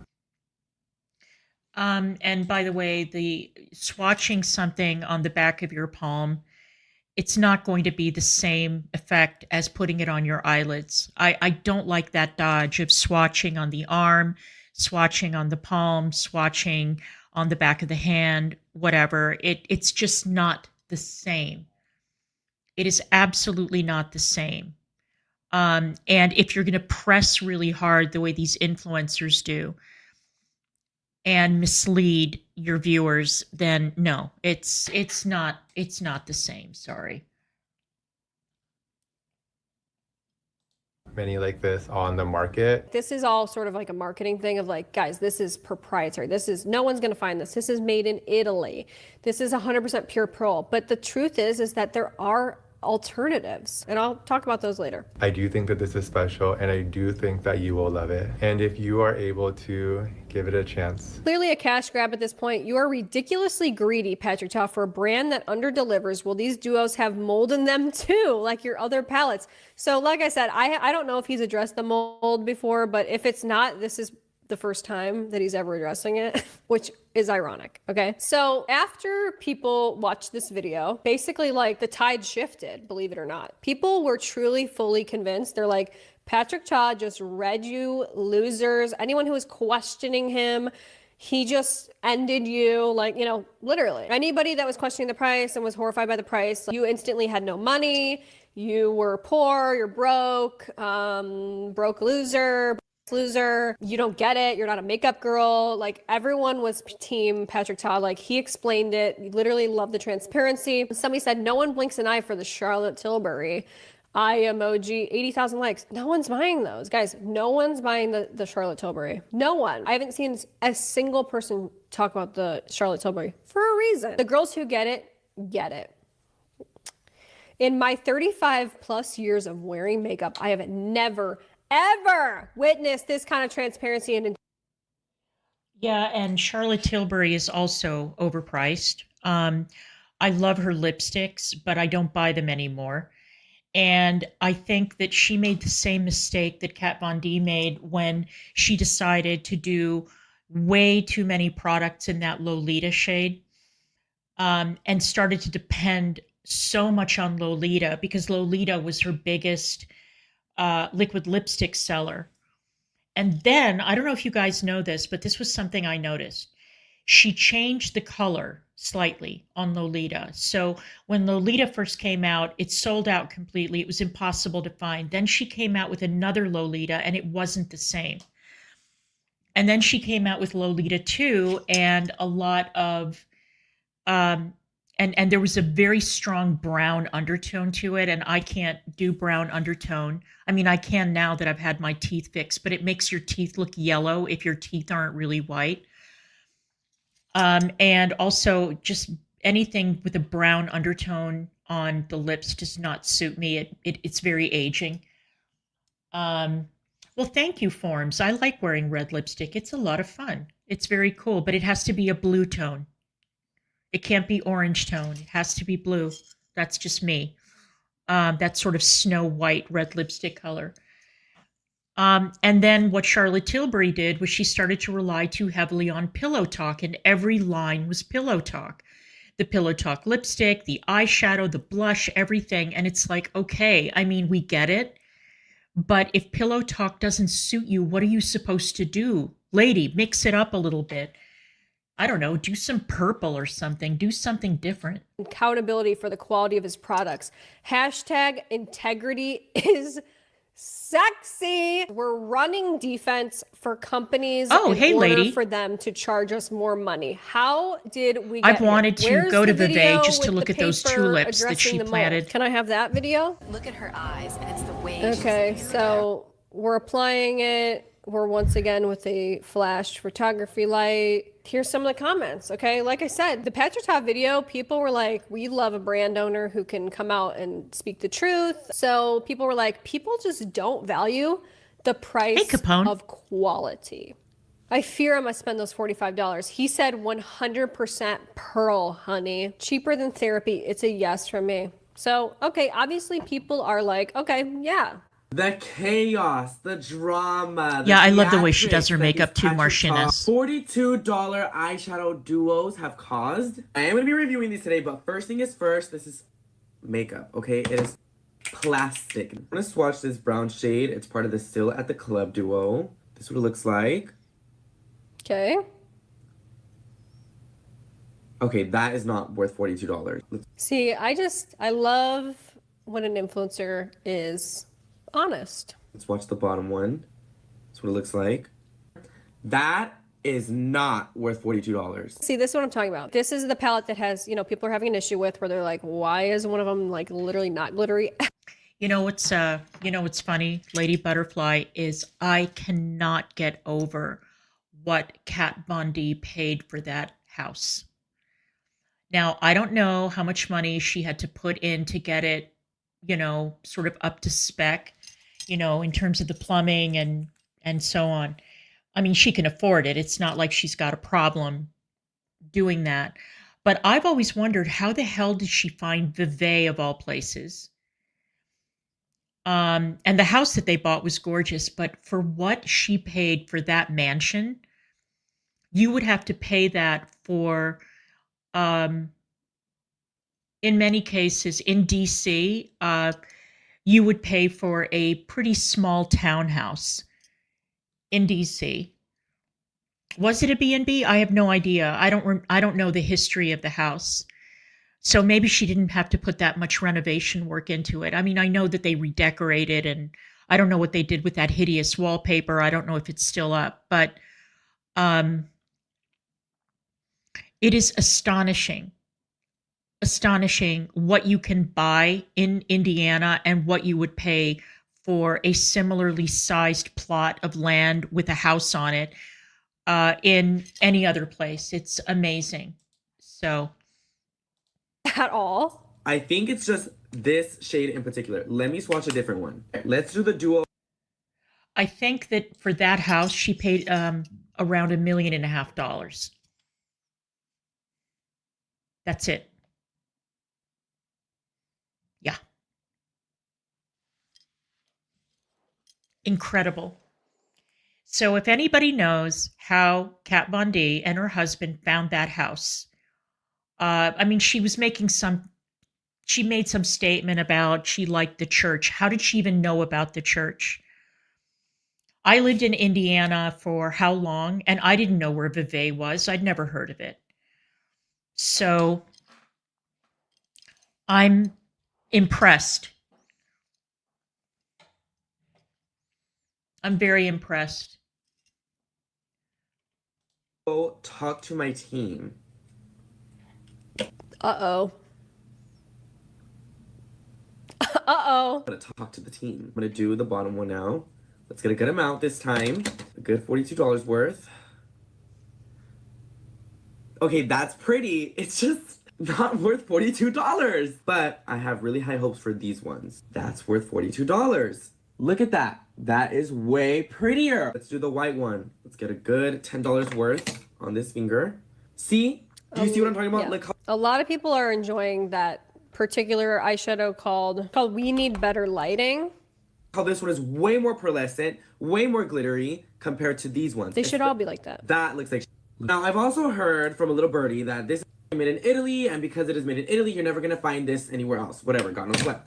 This is from Beauty Creations, okay? As soon as I saw this formula, this reminded me of this specific Beauty Creations palette.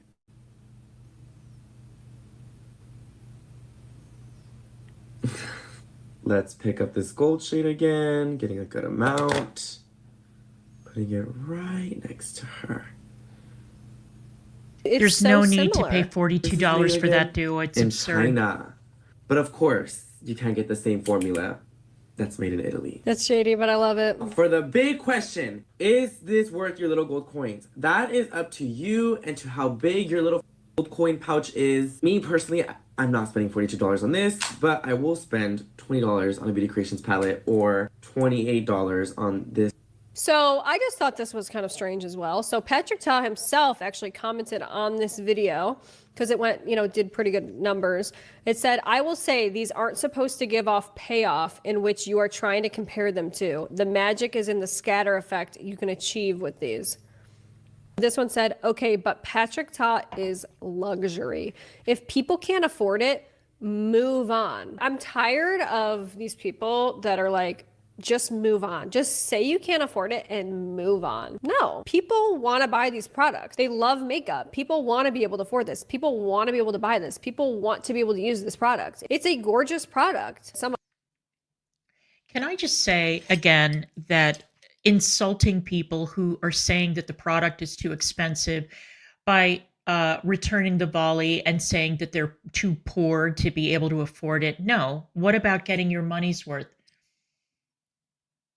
Stop it. It's absurd. It's rude. It's absurd.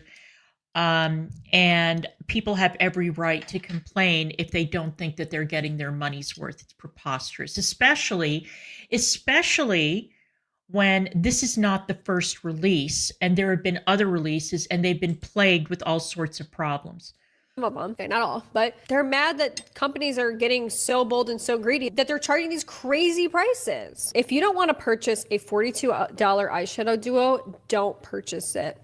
Why is there even a discussion on this? 90% of makeup nowadays is overpriced. And this right here is the crux of the issue. Why are we okay with things being overpriced? Why? Why are we just accepting the fact that beauty companies are greedy, they are money hungry, they are ramping the prices up on us right under our nose? We're watching it happen and we're sitting around doing jack. Meanwhile, we're getting moldy eyeshadows. We're getting played right in our faces. Why are we okay with this? Why? This is what's wrong. So here's some of the reviews. Okay, this one literally took my breath away with how... Well, I decided to do something about the price of makeup and I stopped buying it. That was my solution. And if I run out of something, I go to Walmart and I buy from e.l.f. Now, I have plenty of it, so I don't have a shortage or anything. I mean, the last time that I bought foundation was when I went to Israel and I thought that I would get a tan. So I bought a slightly darker shade of Fit Me. That was it. But as far as like stocking up on the latest releases, I don't even go on the Sephora website anymore. There really is no point. I'd much rather, browse through the drugstore and see what's going on over there. Nasty people have been getting, and this is just a little taste of I did how not get a people who tan have been Capone. upset about the price, rightfully so. I got a in my little bit of a opinion, toasty have burn. been treated. Okay, I found this on the Sephora website. This is titled in all caps, "No one is forcing you to buy it. You don't have to be here. Newsflash, you don't have to buy it." Y'all That's a are good upset suggestion, because you Sarah's actually want mom. the Thank product, you. but you want it to be sold at a price that's affordable to you. This isn't BK. You can't have it your way. No one is forcing you to get it. Go to your ColourPop and stop crying. Once again, why are we running defense for companies to justify them charging us more money? Why are we acting like we're better than people because we can afford an eyeshadow and somebody else can't? This type of rhetoric where people are being just nasty to other people is quite frankly disgusting to me. You should be ashamed of yourself for writing a comment like this. Here's another one. People, so like I said, lots of influencers are now coming to the defense of Patrick Ta Beauty. I might be the only person who thinks $42 is actually reasonable for the new Patrick Ta eyeshadow duo. Reasonable. We're getting 2 eyeshadows for $21 each, and I don't see anyone complaining about spending $24 on Space Cowboy, which is a single eyeshadow with no mirror and less product. People are complaining about it. People aren't happy about that very, either. But very $24, underwhelming like I said, is a payoff. lot Very easier to underwhelming. afford and digest than $42. Patrick Ta is a luxury brand. All of his products are expensive. They've always been expensive. He's in Sephora. Fail. Why is no one complaining about how he dropped a $60 foundation last month? These people are in an echo chamber of their own design. People are complaining about this. I've been mad about this since I saw the price of it. Okay, so yeah, people are complaining about this. I showed you many I know this is examples tacky, of that. Just but because you're willing to buy it doesn't mean other people it's are. December. Okay, that's the It truth. is the It's just giving like the season. overall attitude of this If you too. can't give, I don't do worry agree that about not it. But all if you're of so these duos inclined, have the feel same free to do glittery so. effect to them. So you can agree that not all the duos have the same glittery effect, but you're not understanding and you feel like they're justified. The price is justified. I mean, you can't even make this stuff up. Can you find something that's more affordable, that's similar? Probably. But the price is justified, but you could probably find something that performs the exact same way. You know, NYX is very hit or miss for me. Marchioness. I have gotten to a point now where I no longer buy high-end eyeliner. I think that most of it is crap. I used to love the Marc Jacobs one, but the thing is that if I would get it in like the sample size, it would work out really well. But if I bought the full size, it would dry out, and it's too expensive for that kind of, half-life, if you will. And the Lady Gaga eyeliners, I think, are terrible. They're supposed to be waterproof. They're not. The color payoff is not great. And so I just use either Maybelline or I use, what's the other one I use? Revlon. But honestly, with a lot of these brands, whatever they're selling you, you can get a much better version of it at the drugstore. Are we hearing ourselves? It's not reasonable when a brand will expire fast because of mold. It doesn't make sense to buy it And for I that do price. like NYX's She eye replies, pencils the and lip chances of pencils. it You're growing right, mold Marchioness. is very slim based off the ingredients. Read and research the ingredients and get back to me. I don't even know who this person is, but hey, get back to me. How about you get back to me, okay? Check that out. How about you get back to me? Okay, because this is happening to people. Seriously, what is wrong with people? Fighting about people. It's not reasonable when a brand will expire fast because of mold and it doesn't make sense to buy it for that price. And just the nastiness in this reply. The chances of it growing mold is very slim. Read and do your research. How about Makeup you girls are so bitchy, aren't they? look outside the bubble that you've Not created geeky. and put I'm just yourself saying in in and general. look at other people and the problems that they're experiencing. This is disturbing. This is the kind of abuse. Like, people are being harassed who even have the audacity to question a $42 price duo eyeshadow. And we're being harassed. Okay, it seems like the real makeup girlies aren't batting an eye at the price for the quality. It's the people who aren't really into makeup that are making a big deal of the price. Talk about mean girls in the comments. What is that? So now, guys, just breaking news. If you're mad about the price, you don't know how to do makeup. You're not a real makeup girly. You're not a real makeup girly if you don't want to pay for overpriced stuff. Give me a fucking break! Let's just put it this way. If you bought these, you would not be disappointed. There's just no way. Why is there so much drama over literal eyeshadows? Guys, before we even try these, let's talk about the pricing, because I'm honestly a little bit confused why there's some people upset about the pricing of these. I'm just going to say something, and I don't care. I don't care. I don't care because I'm tired of this. I'm tired of it. Okay, I'm tired of it. If you are an influencer and you are seriously questioning why people would be upset, well, you're questioning why people that are potentially watching and following you, your audience, and you're questioning why they would be upset about this, you don't know your audience. You don't. Okay, you're out of touch with your audience. You're out of touch with the everyday person, the everyday makeup girl who wants to buy stuff. Okay, this price far exceeds what the market is telling us that most of these shadows cost. Okay, by a lot, by like $10 or $12. In fact, even for luxury brands. This is the Dyson Airwrap effect. Okay. I've had this long-standing theory. I'll quickly explain it to you. But basically, my theory is, and it happened with the Dyson Airwrap, okay? People want to feel justified in spending a lot of money, okay? And they will rationalize it any way they can, including harassing other people who don't like the product. And they will do anything they can to justify and find good reviews. They will harass people, like, for example, when the Dyson Airwrap came out and people didn't like it. People who didn't like it and didn't feel like it worked for them. Oh my God, I totally got sucked into the Dyson frenzy when they released that hair dryer. And again, it was total FOMO. It was total like, well, I like my Dyson fan, which I do, or I don't have it anymore. But when I did have it, I loved it. And I love my other Dyson products. So the hair dryer is going to be life-altering. It was not life-altering. It dries your hair. If your hair is thin and you're losing hair, it's not going to give you a big, beautiful head of hair. All right? It's just not. And the air wrap was another thing that was a big craze. I thought the Dyson hair dryer was fine, but I thought that spending $400 on a hairdryer was preposterous. I bought it during the Sephora sale. I used it. I returned it because I thought, you must be joking. I must be joking to have spent that kind of money. And I got my money back because honestly, I mean, give me a break. Got harassed by other people who had bought it, saying, you're not using it right.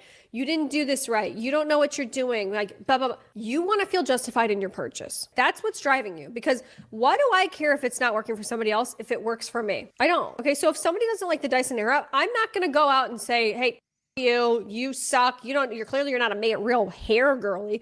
I'm not saying any of this stuff because I don't care. I feel like it was a good purchase for me. I move on with my life. If you feel like this is good for you, then go ahead and say that. But do not talk down to people who feel like this is overpriced, especially when they have very legitimate concerns. I'm fired up. One of the Patrick Ta duos costs 57 Canadian dollars. Yes, I understand. When you hear that, it's kind of like, whoa, $57 for two eyeshadows? This is how I'm looking at it. Just one MAC single eyeshadow, just a plain old matte eyeshadow. Canadian dollars for one MAC eyeshadow. You must be MAC, joking. I love MAC, but like this is just for comparison purposes. It's literally just simple math. If you bought two of those, it's $68. Yeah, guess what? No one buys MAC eyeshadows. Like, I'm saying this obviously in like a general sense. These are not a hot commodity. They're not a hot item. No one's buying that. No one is buying MAC right now. The people have spoken. Anyways, let's get into this and try it because I'm so excited. Like, look how reflective that is. It's actually crazy. Oh, wait a minute. I just thought of something. I'm sorry. She made this entire video so far up until this point saying, these are worth it. I don't even understand how anyone could think anything other than that these are 100% justified in their pricing. And she's not even done a swatch yet. These are untouched products. And we're doing entire reviews, talking down to people, saying, how could you ever think this way? You're paying for this is crazy. Just the simple fact that like people are getting these and doing these reviews and they're swatching it one time on their eye and saying, yep, go ahead and buy it. This is not how makeup reviews should work. I saw the comment, where is it? Oh, this. My aunt had an ancient Conair hairdryer. I don't even remember when I bought it for her. It was that long ago. And when I would have to wash my hair at her house and dry my hair with it, it worked perfectly. After, I don't know, over a decade, maybe 15 years, something like that. Great quality and very reasonably priced. I use a Revlon one now that I bought at Walmart. It works super, super well. Dries the hair really well. And I'm very happy with it. There is no need to spend an arm and a leg for a hairdryer.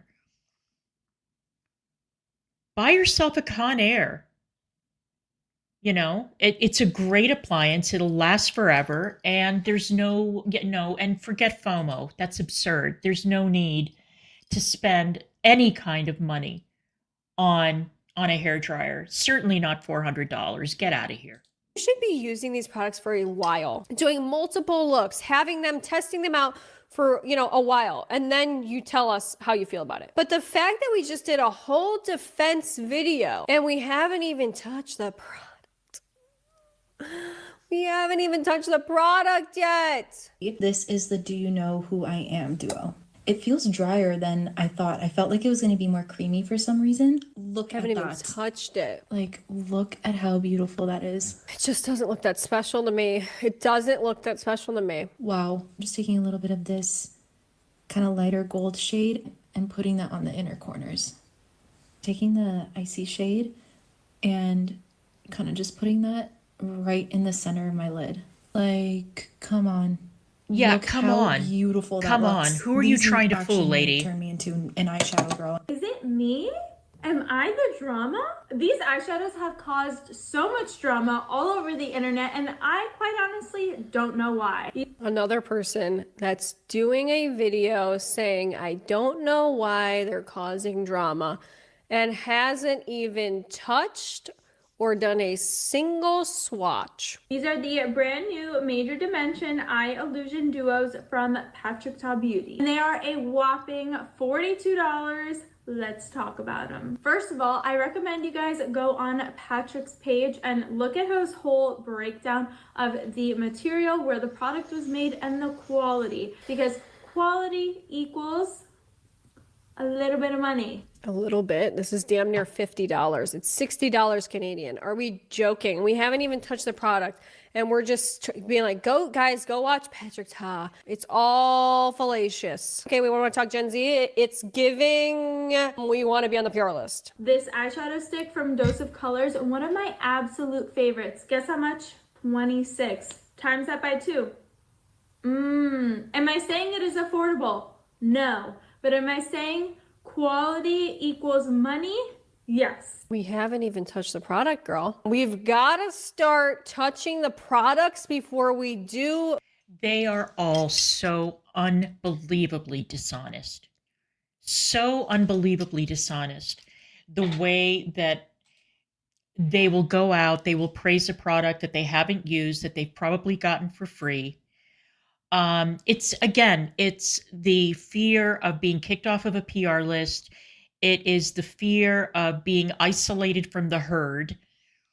And it is absolutely maddening. And this is why I can't watch these makeup videos. I mean, I enjoy watching people put makeup on. I think that it's very soothing, and it's just something I like. I love the artistry of makeup. I love it, but I don't trust any of these girls as far as I could throw them. Even the ones who are very pleasant. I mean, Tara Babies just makes me nervous because of her hoarding. And I've spent years trying to figure out how Tara Babies can afford to buy that much makeup every week. It does make me nervous. I know that may sound stupid, but as someone who is constantly battling hoarding tendencies myself, when I watch somebody like her, it's like, no. And I don't like the way she does her makeup either. Defense style reviews, please. With these, you get the most beautiful packaging, 100% pearl, made in Italy, and a beautiful mirror.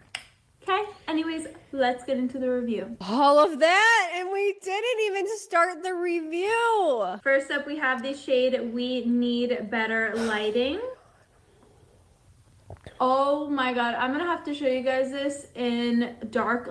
I'm gonna have to show you this, and We Need Better Lighting. And I'm gonna have to show you this under studio lighting. The irony, you can't make this up. Lighting with flash because it doesn't look good in regular light. I don't know if the camera is doing this justice. I knew that these were going to be good right off the bat. Patrick Ta, you really did that with these eyeshadows. Let me know what shades you guys want me to try next. Let me know what shadow you want me to try next, because I haven't actually tried them yet. I've only tried one. Because I am so excited. Somebody said, it's normal for us to not accept these rise in prices that brands do. He even had a foundation that has a high Hi, price ATX. than Hi, a love. How designer are you? brand. She replied, designer give you brands a don't always ring use the after best I'm done ingredients. That's why streaming. the normal consumer I got your never message. understands. They just compare foundation to foundation. Yeah, it's nice, but still too much. She's saying, not saying it's affordable, just debunking things I've heard online. Okay, well, we'll go into the ingredients in a little bit. So eventually these products did end up launching on Sephora. And I took this screenshot in the morning of the Sephora, first day of the Sephora sale. At the time, two Buggy. shadows had already sold out Wigglebox. in the morning. Right now, like I said, the Sephora sale is going on. For VIB Rouge, which is the only people that could purchase this at the time, these were 20% off. So that brought these down to my understanding when it comes to Raw Beauty Christie, she was dogpiled heavily by Peter Mon and other people that I don't watch.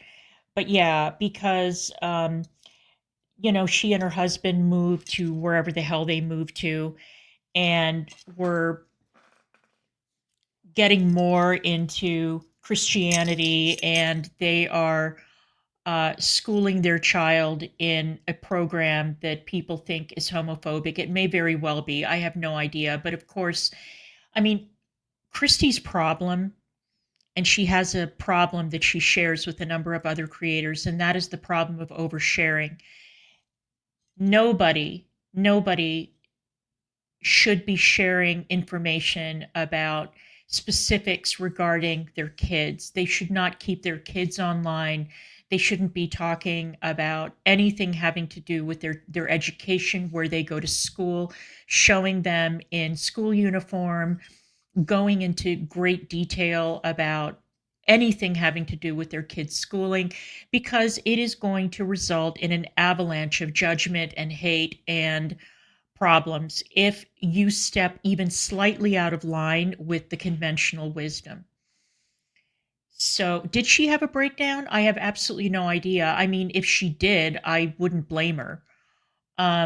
Because also Peter Mon was really going after her hard because she wouldn't denounce James Charles.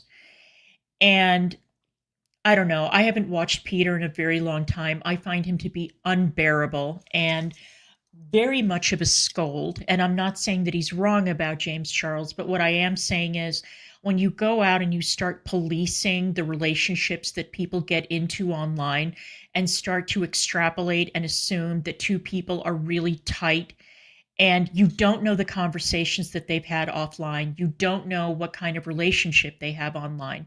And maybe somebody just wants to be left the fuck alone and they don't want to fight your battles for you, you know?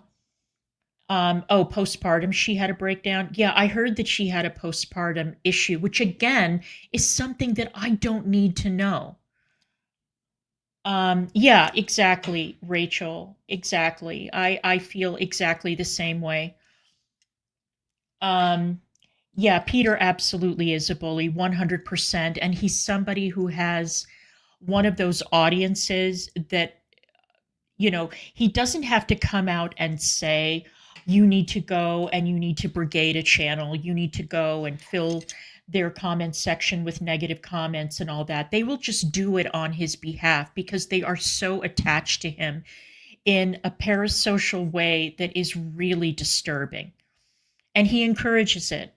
And yeah, he has so many channels that he's got. I know that the channels will share audiences and stuff, but you know, maybe the booktube audience is different from the drama content or whatever. And I remember when I really liked him, he was very, very happy-go-lucky and very funny in his trucker hat, and he was lovely.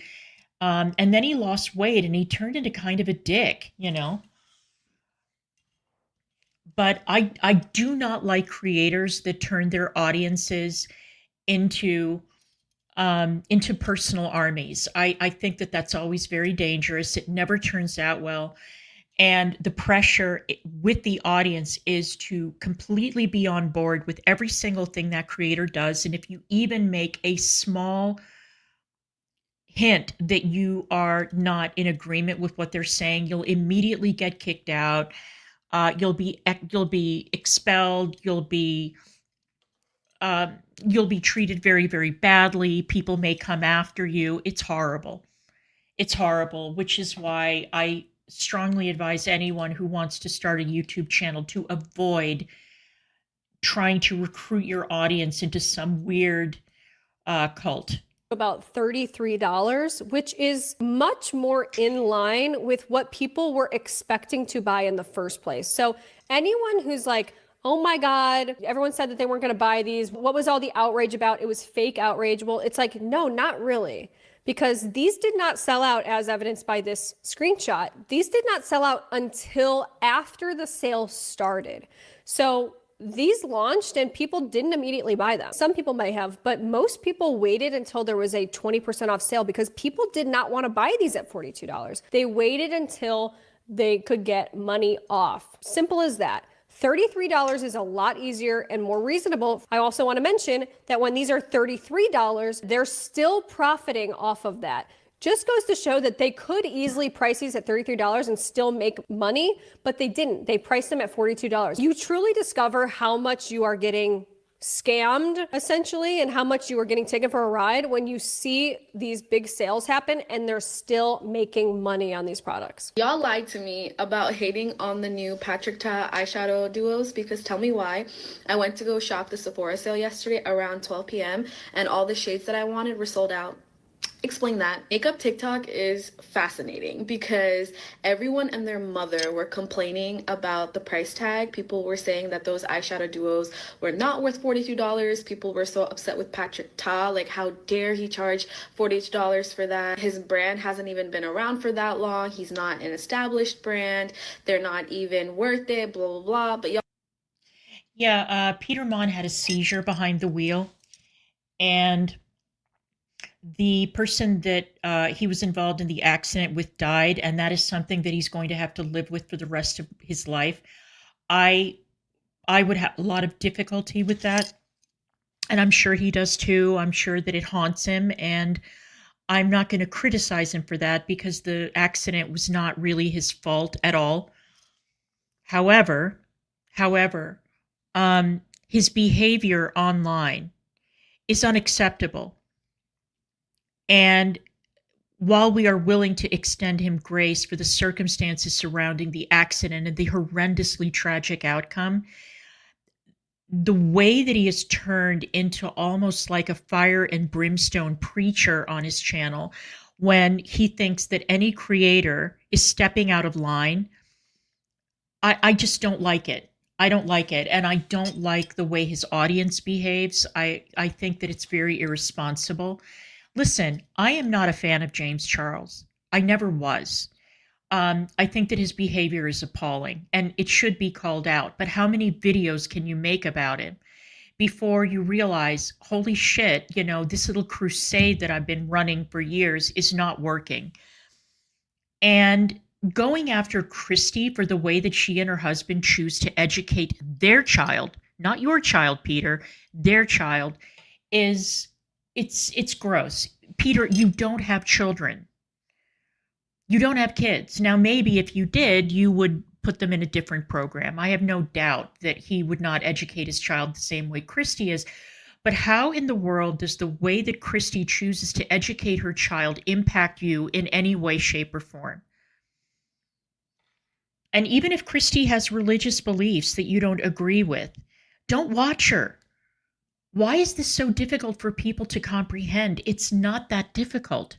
Y'all sold them out and I couldn't get my hands on them, so I'm a little annoyed. Like I said, first of all, there's always going to be people that buy them no matter what. I mean, there's millions of people, especially on TikTok where he mostly promotes. So obviously people on TikTok are going to buy them. There's millions and millions of people on there, millions of views. There's always going to be a market for people that are going to buy these products. But like I said, people intentionally waited until the sale started to get these products. Same. That's the truth. Same yeah, demo. Somebody said, I checked it the other day, so worth it. $42 is cheap. After the Sephora launch, real everyday people started to get their products in. and do their own reviews of people that, you know, were not sent these things and were not incentivized. They're not trying to get on a PR list, nothing like that. Just regular everyday people or, you know, influencers who bought them themselves and they started to do reviews, and these were some of the responses. Somebody said, 1 star, save your money. Nothing special at all about these. We only have 2 eyes and we'll never hit pan on these. You must see it in person. Visit your local Sephora. That'll help you decide if these are worth $21 per shadow. Way too expensive for what it is. Just buy a full-size palette. Most of these colors, except for the silver and the cocoa one in them, are very similar looking. Yeah, I agree about Tati. I totally agree. Hang on, I just knocked myself out of my time code. I clicked on the wrong thing.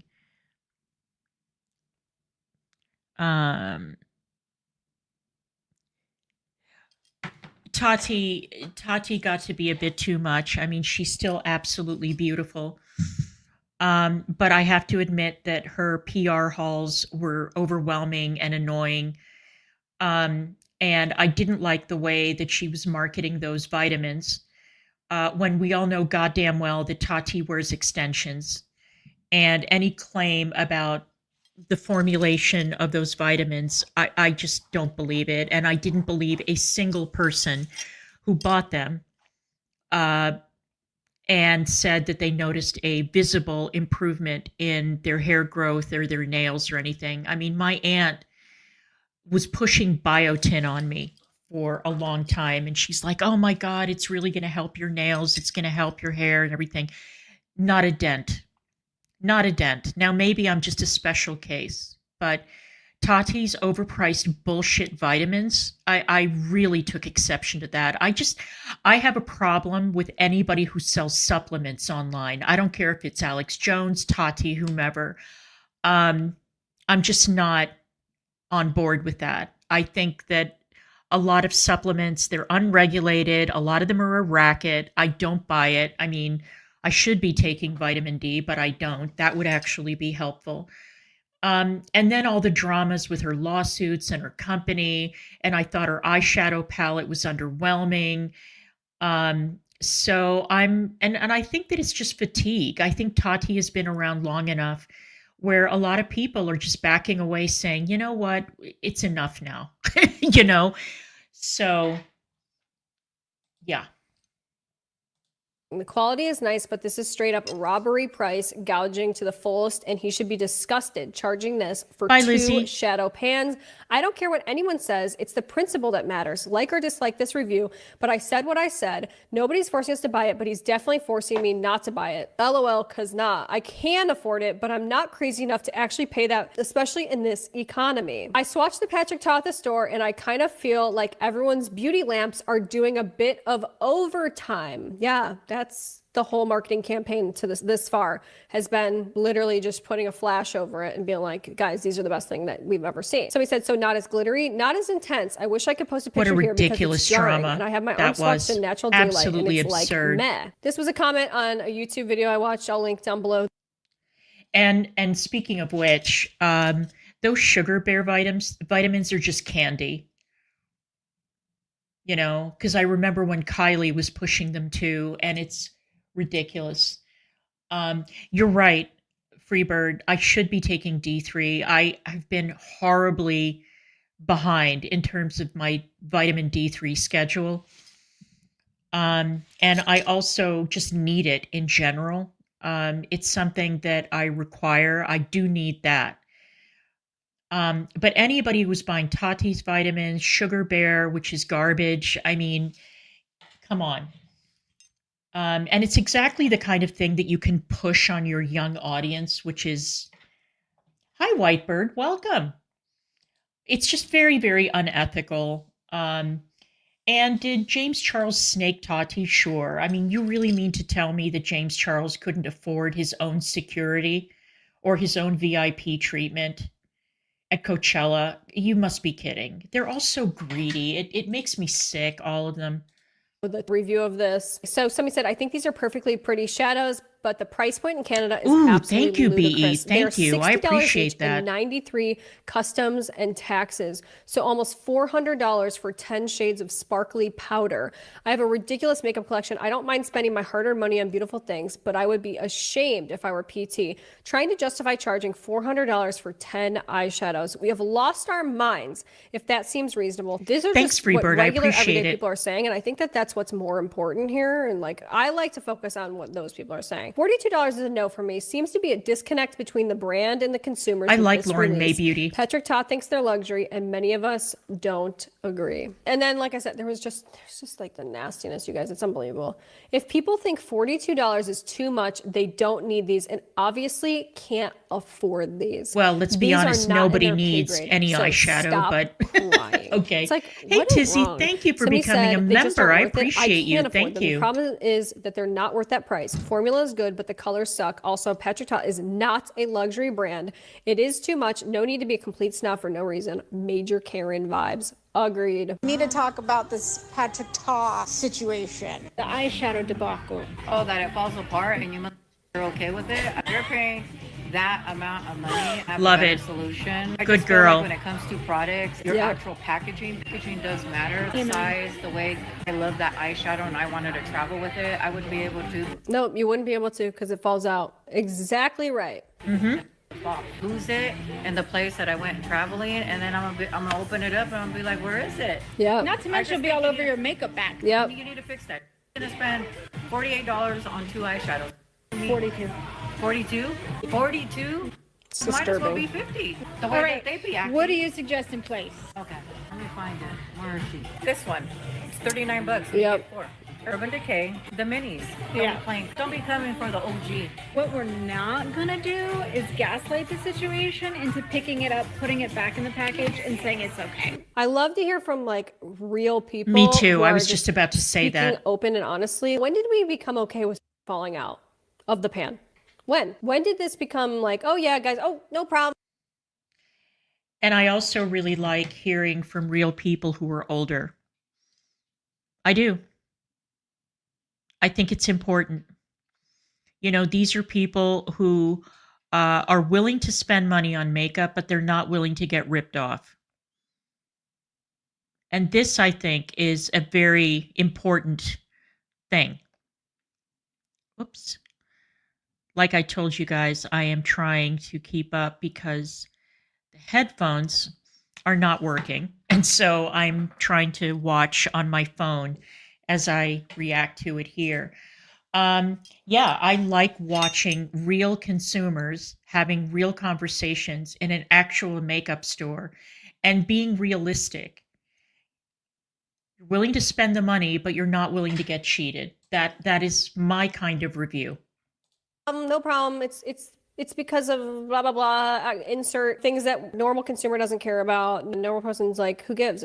All we can see is that it's falling out. Able to find a pearl that looks like this, applies like this, and will stay like this. 100% pearl. Let's start with some facts. Right shall you we? are, Rachel. This is more expensive than this. Yep. It's been around for a week, so I don't know who's saying e.l.f. and these compare. These literally do not. This is e.l.f. and this is Patrick Ta. Giving literal chalk. As someone who is glitter obsessed and absolutely loves unique textures, even though it is $42, this is one of the most beautiful textures of glitter that I own. I mentioned that these are made in Italy and they're 100% pearl.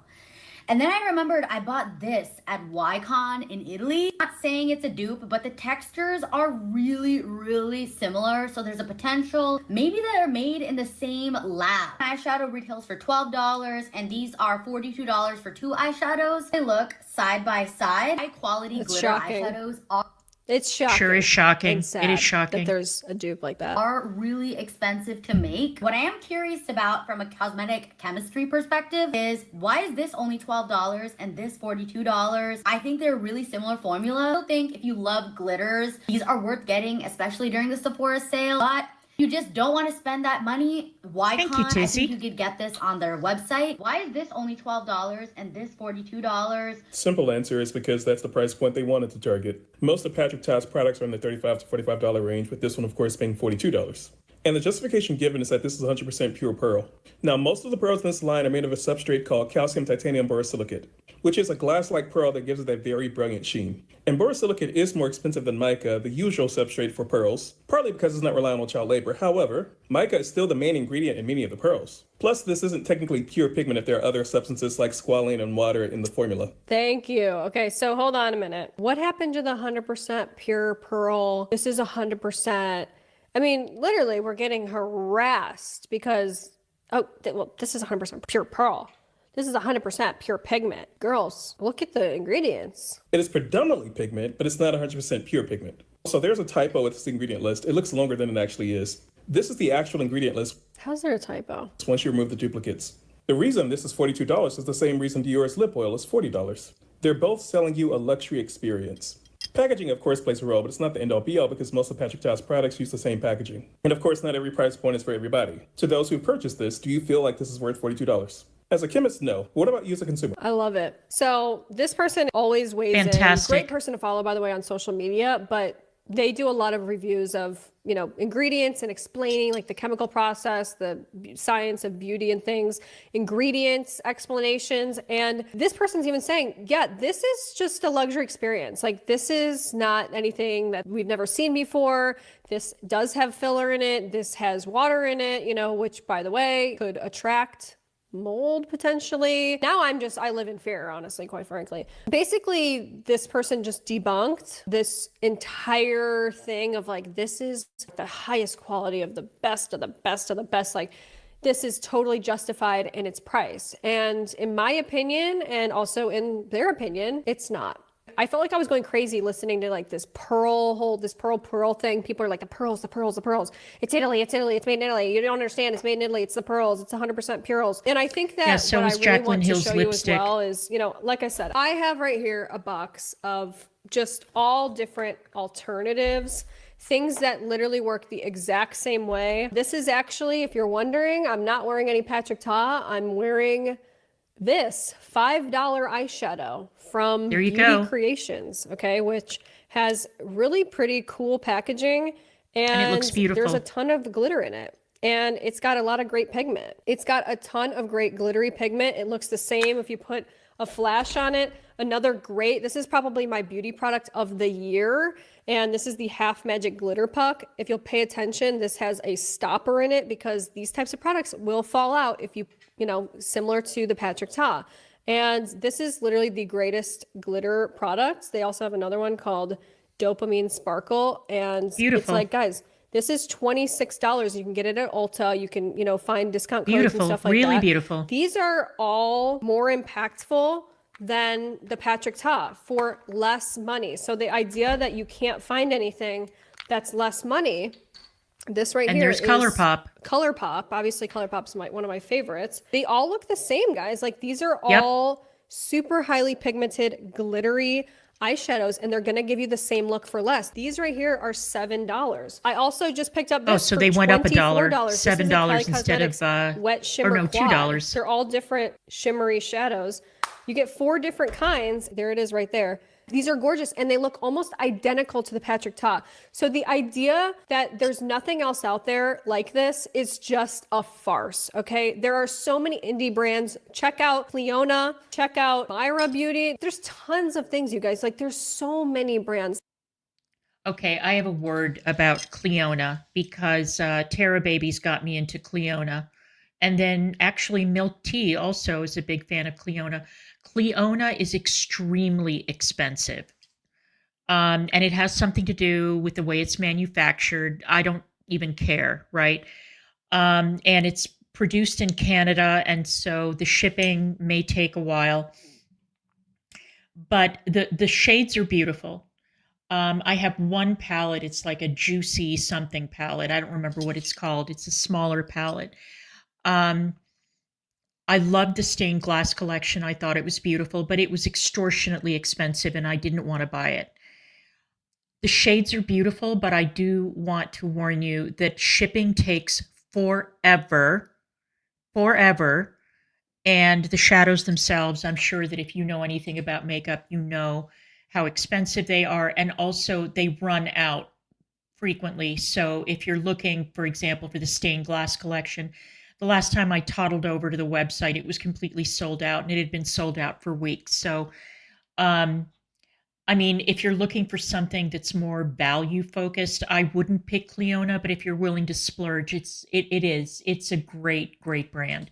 That make this. There are so many different ways that you can achieve this look for less, okay? And the fact that we're just accepting $42 is our new reality and we're embracing that and running defense for it, it doesn't make any sense. And we're attacking each other and we're acting like we're better than other people because we can afford a $42 eyeshadow. Guys, enough is enough. We have to wake up and realize that we are being marketed to, we are being taken advantage of, we are being duped, okay? It's not okay for brands to just slowly ramp up the prices because guess what? There's a point of no return. They're gonna keep upping the price and seeing how far they can push us and seeing what we will withstand, and they'll never bring the price back down. That's how it works, okay? So we cannot do this anymore. We cannot sit around and like accept these prices. We have to push back. These companies are greedy. The greed is out of control. The greed is out of control. Stop. We need to get back to the basics here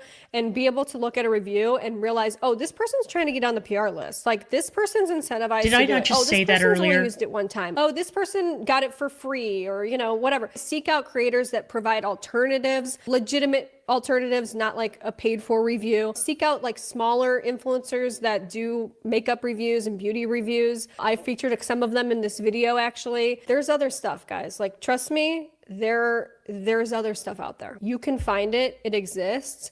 And I think honestly for most products, like nothing is really worth that much, okay? Do I really feel like this is a luxurious, super luxurious experience? That is not a luxurious experience This is the Patrick Ta over here. It doesn't look any different than these other shadows that I showed you. And they look identical in the eyes. So anyway, I know this was a super long video. I'm literally sitting here sweating because I'm so amped up and like going crazy about this.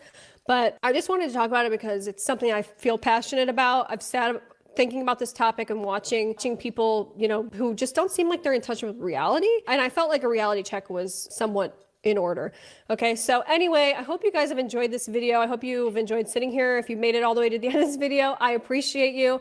And make sure you subscribe if you're not subscribed already. I do tons of videos like this and I have many more ideas. So I hope that you will subscribe and join along. Okay, so see you guys in my next. I will say that Kiki Chanel is one of the better content creators when it comes to makeup or really any topic, to be honest with you. She is terrific. She always does her homework. She doesn't take cheap shots. She's got very strong opinions, many of which I agree with, and I think she's wonderful. So do subscribe. I put the link to the video I just reviewed in the chat. And I wanted to close out with some thoughts about FouseyTube because I fell down this weird FouseyTube rabbit hole the other day, and I just watched video after video after video about him. Now, FouseyTube has had a lot of problems. He started off as one of those awful prank channels, and I despise prank channels with all my soul. So setting the prank channel thing aside, he's gone through a lot of reinventions and he's been having a really bad time. He partnered up with Keemstar in some sort of a boxing promotion thing that turned out very badly. Apparently Keemstar cheated him. That's according to FouseyTube. Fousey would not be the first person that Keemstar has done business with that he's cheated. Whatever. I'm not going to even comment on that. I think that the problem that I have is I was watching a video today about a Taiwanese influencer who was arrested in Cambodia because he was pulling all these stunts, very much like Johnny Somali, who is currently under arrest in South Korea. And I was thinking about this Taiwanese guy and Fousey and Johnny Somali and Ice Poseidon, and there is absolutely no upside to IRL streaming. IRL streaming will ruin your life. Why would you want to keep a camera on you 24 hours a day so that every single person watching you knows exactly where you are at all times? That is a recipe for disaster. And if you're going to travel abroad, which is what happened with Johnny Somali, the Taiwanese guy, and Ice Poseidon, and you're going to go and you're going to disrespect the locals, you're going to disrespect the culture, you're going to break local laws, you do not want to end up banged up in a Cambodian jail or any jail abroad, right? So, I mean, Fousey has been arrested during a live stream multiple times. He's been 5150'd. He is very, very mentally ill. And I think that people who watch him sometimes see his episodes and they think that he has bad intent. I don't think so. I think that he is very ill, and I don't think that he should be doing IRL streaming. I really don't. I think that it has been terrible for him.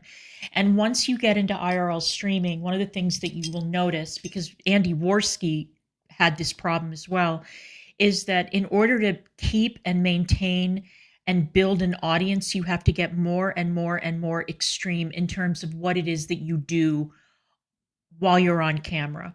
And a lot of times people will recognize you when you're out and about, and they'll deliberately try to provoke you. They'll try to, push you around. They'll try to, attack you maybe. And you end up getting in trouble, and it's a horrible thing. And so IRL streaming to me is an absolute no-go. And if you suffer from mental illness, you cannot have a camera on you 24/7. You can't do it. You can't do it. It's going to make things infinitely worse. So it's just a bad sort of cycle to get yourself involved in, So yeah, exactly. The thing with the girl in the airport, and he lied to Keemstar and said that he didn't really have sex with her in the bathroom. I don't remember what that was all about, but I think that if you're going to feature somebody on your channel who is obviously visibly intoxicated, and they tell you that they are a trafficking victim, and then you proceed to wind them up on live stream, of course people are going to object to it. And he got kicked off of Twitch for that, got banned from Twitch. But it's obvious when you look at FouseyTube, you can see when he's going through his episodes and his cycles and everything, and it's very tragic. It is heartbreaking to see him on the phone with his family or on the phone with his therapist and surrounding himself with, people who he has to pay to hang around with him, who he abuses so much. It's sad. It's a vicious cycle. But my point is that I don't get a lot of laughs watching Fousey. I feel very, very sorry for the guy. I do. He may be an asshole in person, but he's not well. He's not well. And the whole IRL streaming thing has done him absolutely no favors whatsoever. So, all right, you guys, it's been a long one, 2 hours and 21 minutes. Thank you for sticking with me. I appreciate you. If you want to make a dono and you don't want to do it publicly, my CashApp and NEGZNN, PayPal and CashApp, and all of our information is scrolling at the bottom of the screen. If you can't donate, then by all means, drop me a sub. Don't forget to like, share out the stream, and I will see you guys the next time. See you later.